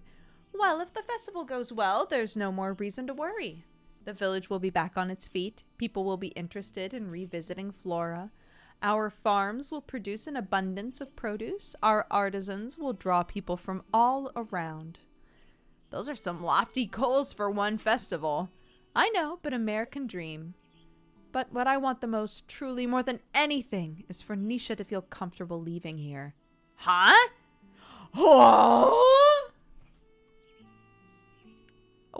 Why do all this work to attract people to Flora when, like, that means that one person I assume you care about the most leaves? As much as Nisha loves Flora, I know she's meant for something bigger. Perhaps that means leaving Flora. Nisha had a rough childhood. My daughter, her mother, passed away, and then the bullying in school, and I tried to be there for her the best I could, but it was hard balancing all of it. The village entered a slump. I worked longer hours. I missed art shows. I always tried to make it up to her. I always supported her, but it's very strange becoming the person who causes worry rather than being the one who worries. I want Nisha to become the best person she can be. She can't be stuck thinking about an old lady like me. Have you, like, ever told Nisha any of this? No. She doesn't need me to dump on her right now emotionally. Not that you need me to do that either. Oh, goodness, my apologies. You only stopped by to ask about the spell. Stop being so emotional, Ruth. You have work to get done. It's all right, really. No more of this talk. As Mel would say, we must focus on the task at hand. Though I am glad I got some of that stuff off my chest. Perhaps the relaxation spell still has some lingering effects. Yeah, maybe. Well, I shouldn't keep you any longer. I'm sure you were planning on this being a quick visit. Actually, I mean, I wasn't rushed. No worries, out the door with you. We've all got things to do today. Farewell, Duger. Ruth pushes you out and closes the door. She's a strange old lady. I can kind of see how she and Gran are friends. Seems like she cares a lot about Nisha, but that's also somehow stressful. Black. The color of connection. A deep connection, but also boundaries. Interesting. Oh. One moment, everybody. BRB.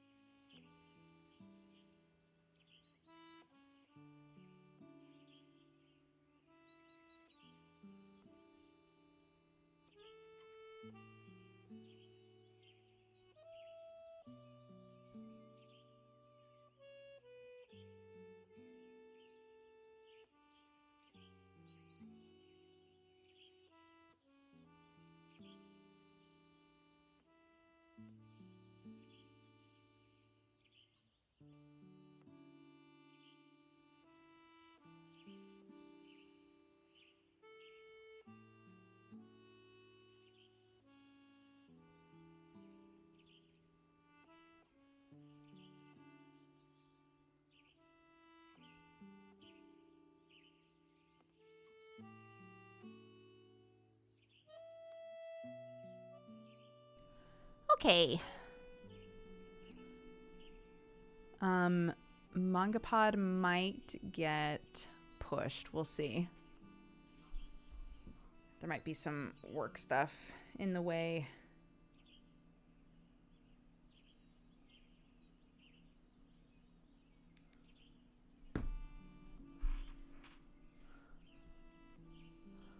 What? What the fuck is going on in chat right now?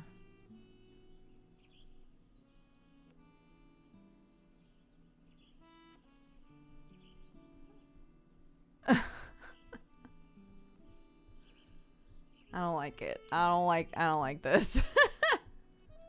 Okay. Yeah, maybe Ruth could use something associated with the color black. She cares a lot about everything. Maybe that somehow holds her back. But back from what, I wonder? I'll jot that down in my grimoire. Beep, beep, boop, boop, beep, boop, boop.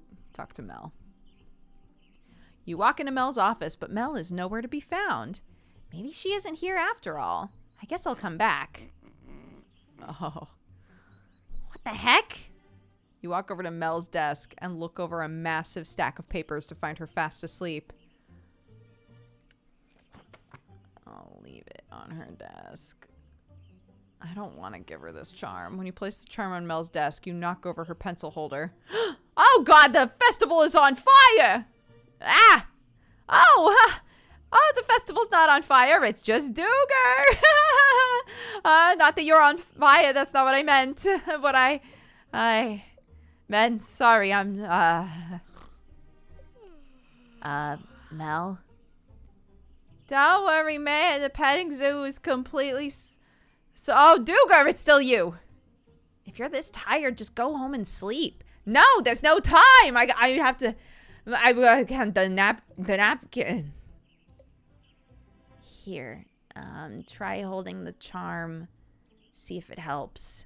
You put the energized charm in Mel's hands. Her eyes are somewhat open. You can tell she's barely hanging in there. An energized charm won't be strong enough to help with this level of exhaustion, but you know Mel is beyond stressed. Maybe getting work done is what she needs before she can rest. Okay, Mel, I'm going to try something a little extra to help you out. Have you ever read about incantations in Coventpolitan? I thought you said no more Coventpolitan. I did, but I want you to try something, okay? You search around Mel's office. Fortunately, her witchcraft hobby means she has some basic spell supplies around. You manage to find a few white candles, some matches. You place them on the desk in front of Mel and light them. Incantations are usually good for summoning up a big dose of energy, but you have a feeling getting Mel to say one in her state will be a little tricky. Okay, I've lit candles. I'm going to say some words, and I need you to repeat what I say with every ounce of energy you have, okay? Yeah, Jean, I've got it. I'm not... okay, what's the point? Maybe an incantation that imbues Mel with a strong sense of duty is best. Or maybe just something that will help her trudge through. Or tough love? Let's try...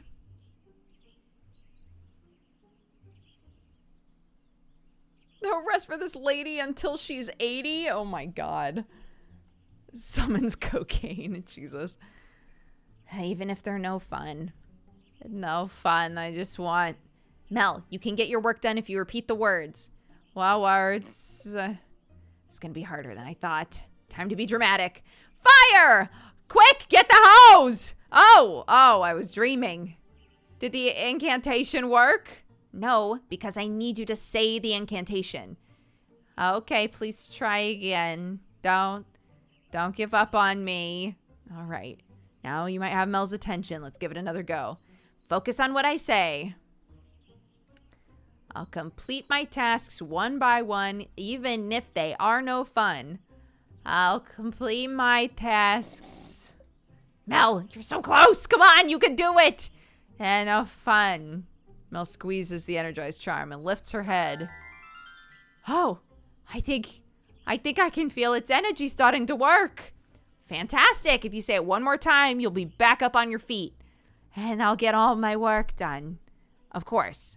Behold, the power of magic, right? Yes, magic.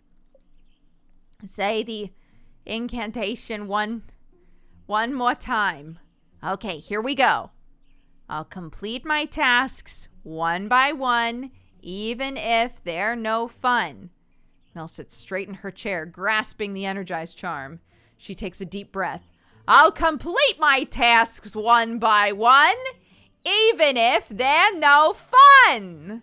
Oh, I feel it. Oh, I feel amazing. Incantations are amazing.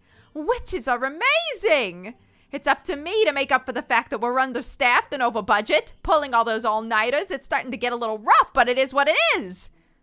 Wait, is there no one else who can help? I mean, yeah, but people also keep asking me for help, and so the cycle continues. I feel much better now, thanks to you. Now, if you don't mind, I really want to take advantage of this burst of energy. Sure thing. Just make sure to get some proper rest. Yeah, will do. That wasn't so hard. And now Mel will be able to get all her work done and get some proper rest. I like that both the Mel one, really like all of these have a certain element of like, this can go bad really easily, you know? Mel's 100%. Also Devin, yeah, like he wants to make something himself, but is getting frustrated. And so we're like fixing it with magic. He wants to be, a better leader and be charismatic. So we're fixing it with magic. Devin wants to be able to talk to people. So we're fixing it with magic. Mel doesn't want to sleep because she feels like she needs to get all of her work done. So we're fixing it with magic. I feel like any / all of these are going to go really wrong. Wait. Speaking of, I should check in on Gene. Maybe he'll have some snacks for me. you walk up and knock on the door. Yeah. Is he not going to open the door? You open the door and see Jean surrounded by books. What the heck? Duger. Am I interrupting something? Jean stands up. I mean, I can help myself. No, I should take a break. Jean stands in silence. Sorry, I was just thinking. Come this way. Jean leads you into the kitchen. Tea? Yeah, sure. Yes, please. Jean brings 2 cups of tea to the table. I also have macaroons. Would you like? Yes! Jean brings over a plate of macaroons with a rainbow of colors. You take... the black one. What do we have here? Black pepper. It was an experiment. An experiment, you say? You shove the macaroon in your mouth. Heck yeah, that is some black pepper. How is it? An excellent experiment. Definitely do not repeat. Jean picks up a black macaroon and tries it. He makes a face. Agreed. What were all those books you were reading? Cookbooks. You still read cookbooks? Of course. But don't you have, all your own recipes? Yes, I study to create them. Also, it's good to learn about other people's techniques. You never know what will prove helpful. So that means you'll be studying for, ever. Do witches not continue to study throughout their lives? Structured learning isn't for me. But this isn't structured. More of a process of failures and successes. Do your failures explode? Sometimes they burn. I was like you as a student. Really? I wasn't very good at school. Hang on now. Teachers would get mad at me for reading cookbooks in class.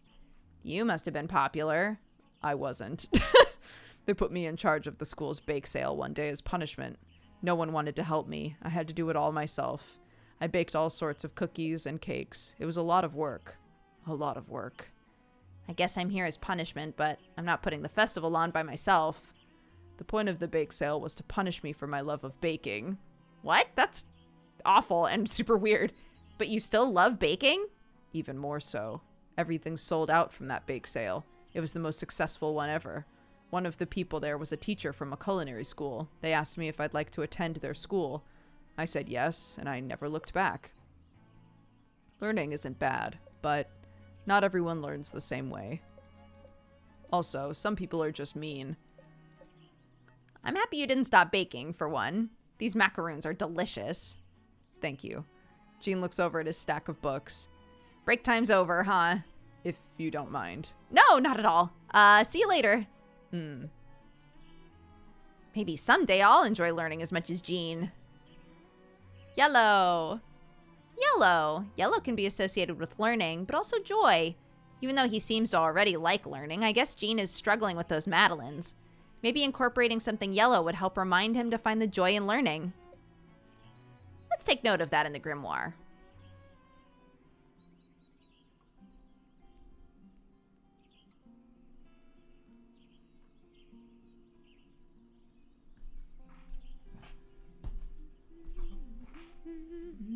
I'm gonna need to step away again in a sec. You arrive at the town square and look around for Jonas, but you can't seem to find him. Jonas, where are you?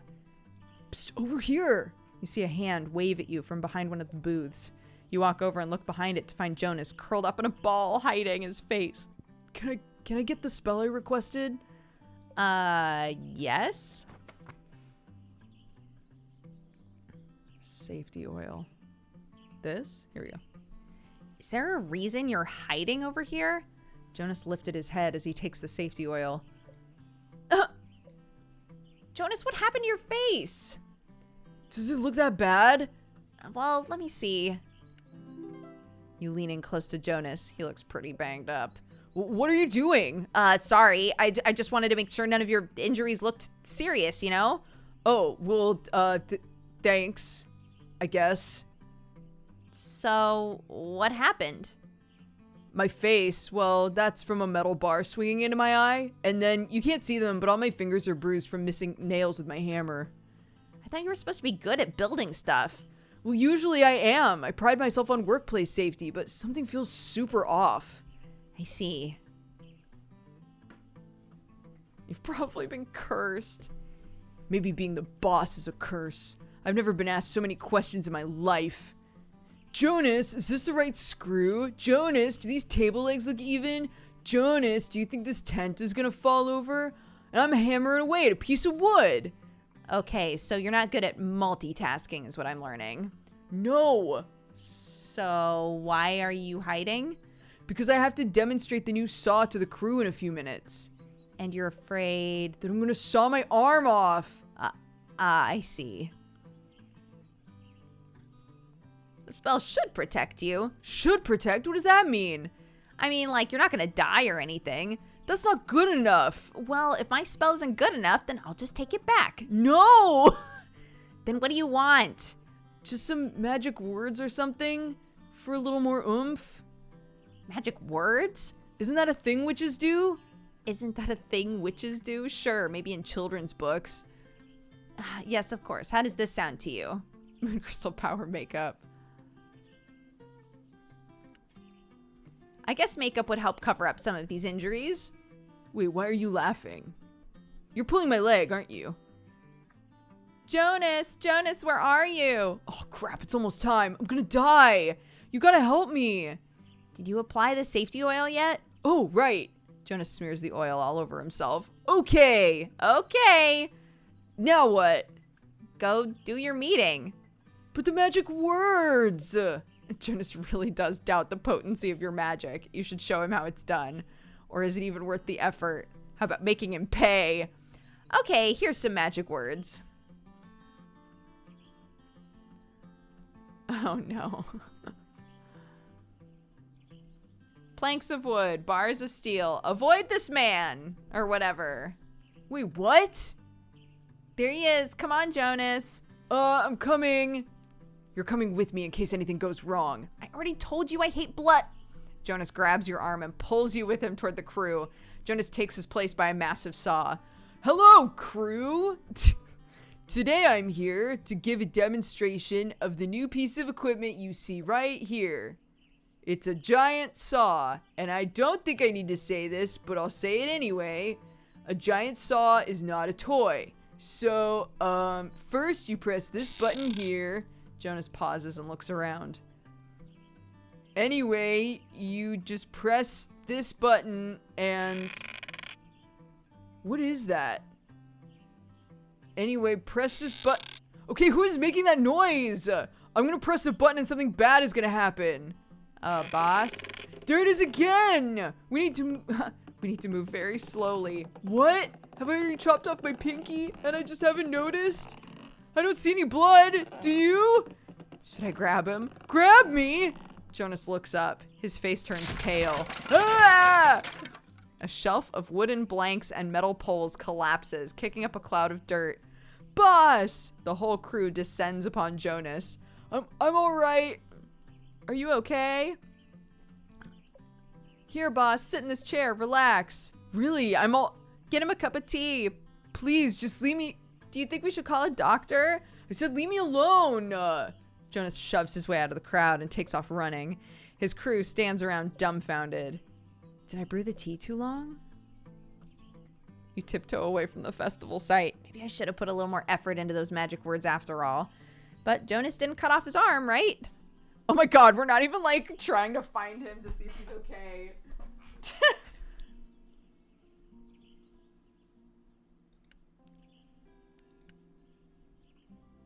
You walk into the studio and see Nisha standing frozen in the middle of the room. Stop. Don't come any closer. You'll get sucked in. But I've got your order. Quick, roll it. Oh no, wrong voice. Roll it to me. You take the freedom oil and roll it toward Nisha. However, due to the oil's non-cylinder form, it starts to veer off to the left. Almost! Nisha reaches for it, but her feet appear glued to the floor. Fortunately, she manages to grab it just before it rolls out of reach. Got it. That oil won't help with whatever glue has you stuck to the floor. It's not glue. The pressure radiating from these walls is trapping me here. When I wrote my order to you, I could still at least move my feet a little, but now I can't move at all. Nisha pops up the oil and applies it to her wrists. You wait a few moments, and then another few moments. Let me see if I can move now. Nisha tries to lift her foot, but it's still stuck to the floor. Stupid oil, why isn't it working? Probably because you haven't actually solved what's keeping you from moving. Obviously, it's some kind of energy in the room. Well, yeah, but what energy exactly, and why? That's what the oil is supposed to help you figure out. Ugh, I don't have time for this. I need to get unstuck now. Then you need to stop and think about what's causing it. That's it. You're a witch. Yeah. So that means you can do energy readings, right? Okay, BRB.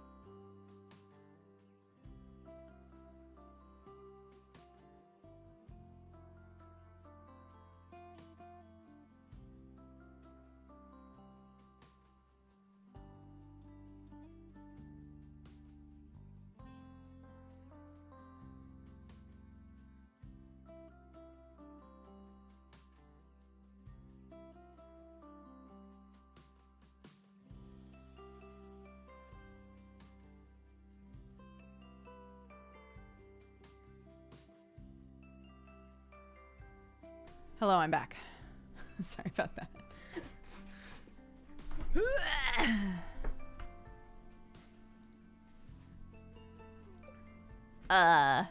What if you do an energy reading of me?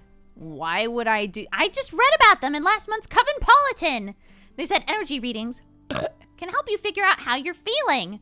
Apparently, they should be easy enough for a witch, unless you're really, not a witch.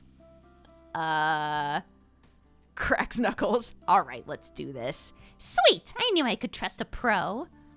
You are not a pro. You don't know how to do energy readings, but Nisha probably can't tell a good energy reading from a bad one. A perfect combination for a situation like this. Of course, you could actually try, but you could also just make it up.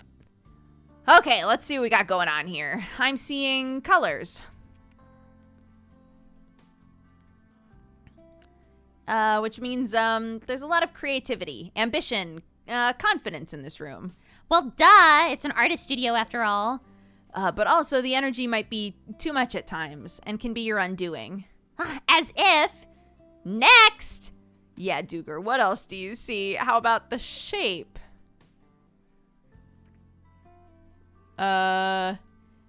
It's like a circle around you. Circles can be kind of like a barrier, a shade that keeps things in or out. That would explain why I'm stuck. At least it seems like Nisha's buying it. You're kind of running out of ideas. Let's wrap this up with one more element that you see. It looks like the aura is concentrating around your head, similar to a crown. Could mean a sign of transformation or transcendence. Or, if you're blocked, a loss of sense of meaning. That sounds a little intense. So orange, circular energy located around my head? But what do these things combined mean? What is the deal with this stupid room and with me? Well, you see, just as you're about to give your explanation, you realize you do feel strange energy, a simmer on the verge of a boil. It seems to want Nisha's attention. Could the energy be coming from the room or maybe something else? It's probably best you focus on the aura reading. It's what Nisha asked for anyway.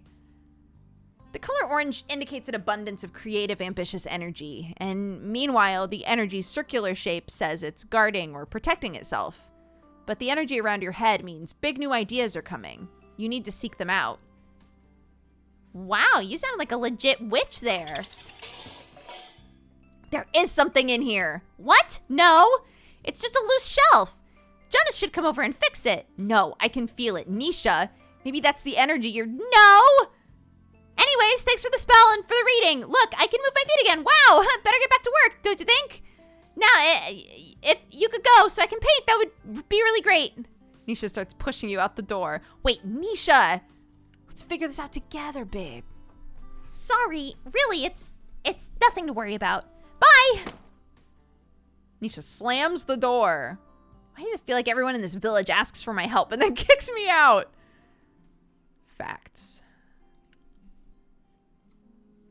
You walk up to the music studio since you got kicked out of the art studio. You oddly don't hear any sound coming from inside. Devin, are you in there? The door creaks open. Someone peeks out. Oh, Duger, is that you? Yeah. Only you? As far as I can tell. We need to be quick. Devin opens the door and pulls you inside. Devin, what is going on? Okay, we're good. You look down. You notice Devin is grasping your arm. Put your hand on theirs. Devin lessens the hold. Do you want to talk about it? You're gonna laugh at me. I would never laugh at you. After what I did at that party, people keep coming to see me. So every time someone knocks on the door, I put on a fake voice and I tell them I'm not here. But I don't think it's very convincing because they keep coming back. And now everyone just thinks I'm weird. But that means the spell worked. You're not supposed to think I'm weird. No, not that part. The fact that people are coming to see you. I guess. But my throat hurts so much from all the talking the other day. I haven't been able to practice any of my singing. I see. Extreme actions mean extreme results. But is the cost worth the benefit? Only time will tell. Honestly, I'm jealous of people like Nisha and Jonas. People with big personalities that can walk into a room full of confidence and everyone notices them. But for me, I feel like such a background person. And then when I get my time in the spotlight, I just get overwhelmed. I feel like I should be more like them, and then I would have a role in social situations. A role? Like a job? I guess. I mean, like, what do I bring to the table? I'm just the dull, quiet person who stands in the corner. People only come to see me now because they think I'm something else. But don't you want to be someone else? Wasn't it New Summer, New Me or something? I was wrong. I want to be the quiet person who stands in the corner. But that doesn't feel interesting enough. Sorry, I'm being such a downer. But I don't know what to do. Take their hand. I'm sorry you're feeling this way. I know I'm also not the most socially experienced person, but I don't think you're dull at all. I appreciate your more quiet nature. A lot of social stuff is overwhelming for me too. So you can count on me to stand in the corner with you. Thanks, Duger. That means a lot to me. I don't know about you, but I feel like there's this pressure, like I need to be socializing all the time. And if I don't make the most of it, I've somehow failed. Is that what I'm supposed to be feeling? No. I'm spreading my anxiety again. This is pretty hard. Well, I mean, I'm glad I'm not the only new person here, at least. Yeah. Feel free to vent to me about the awkwardness of it all. And you can vent to me too. And we can help each other. Summon the courage to keep marching forward. This is my favorite face in the whole game. And we'll rule over the quiet back corner of every party. Yeah, it shall be open to everyone who wishes they weren't at the party. I'm really glad you stopped by. I'm feeling much better now. I'm glad. I should get going, though, and let you rest. Yeah, thanks. Also, if you see anyone looking for me on your way out, tell them you aren't here. Got it. Thanks, Duger. Bye. Bye. Yay. Burgundy. Color used for manifesting. I could help Devin summon up the courage to make things happen. Oh, energy? Why did I say courage? Let me write that down. Bum bum boom ba boom bum bing. Boom bum boom bum boom ba bing ba boom bum boom bum boom bum bing. Okay, dismiss. Get out of here, Goofy. All right. It's time for Mango Pod. So, we're hopping out of the game now, dudes. Thank you all very much for hanging out for this section. So now we're swapping to Manga Pod. What's going to happen is I'm going to set it up really quick, change the title, etc. Manga Pod, again, is a book club for manga. And three of us just hang out and talk about it. So today we're talking about Inside Mari, which is definitely an adult read. But I'll put together a full warnings list and all of that as well. Let's see. Boop. 1. Grab all of these. Get it all set up. This was a cute game, though. This witchy life game. Okay, Mango Pod. Beep. Boop. And then Mango Pod.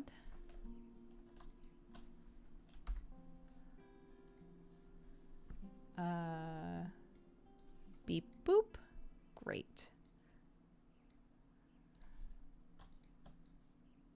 Okie dokie artichoke. Wish Manga Pod was promoted harder. Yeah, it's, you know, it's hard. Not the promotion part, but we're very inconsistent with it.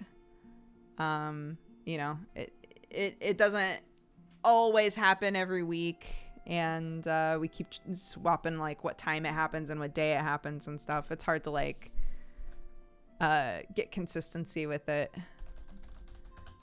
Inside Mari, chapters 1 through 32.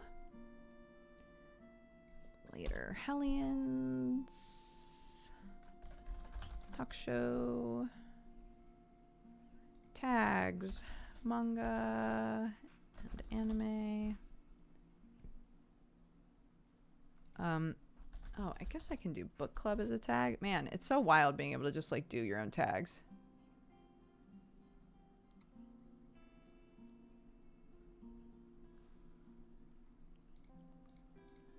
Yeah, I think one of the reasons that's the case. Hey there in a sec. I think one of the reasons that it isn't much bigger is because a book club has sort of this element of feeling like you needed to have read the thing in order to participate, I think.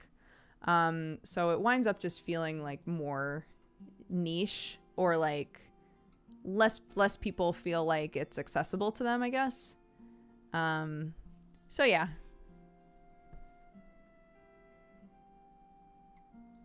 Witchy Life Story. That's such a cute game.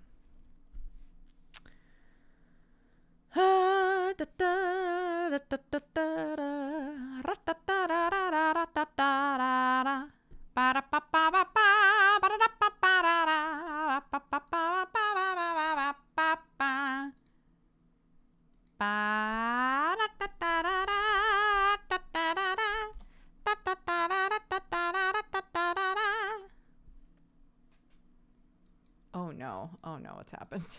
Oh god. Copy, paste, beep. Okay.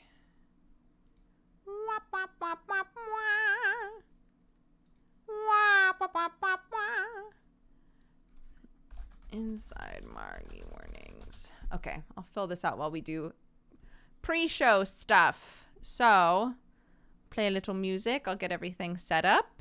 We'll take the stream down just so that it's a clean cut, and then we'll hop into Manga Pod. Okay, see you guys in a minute.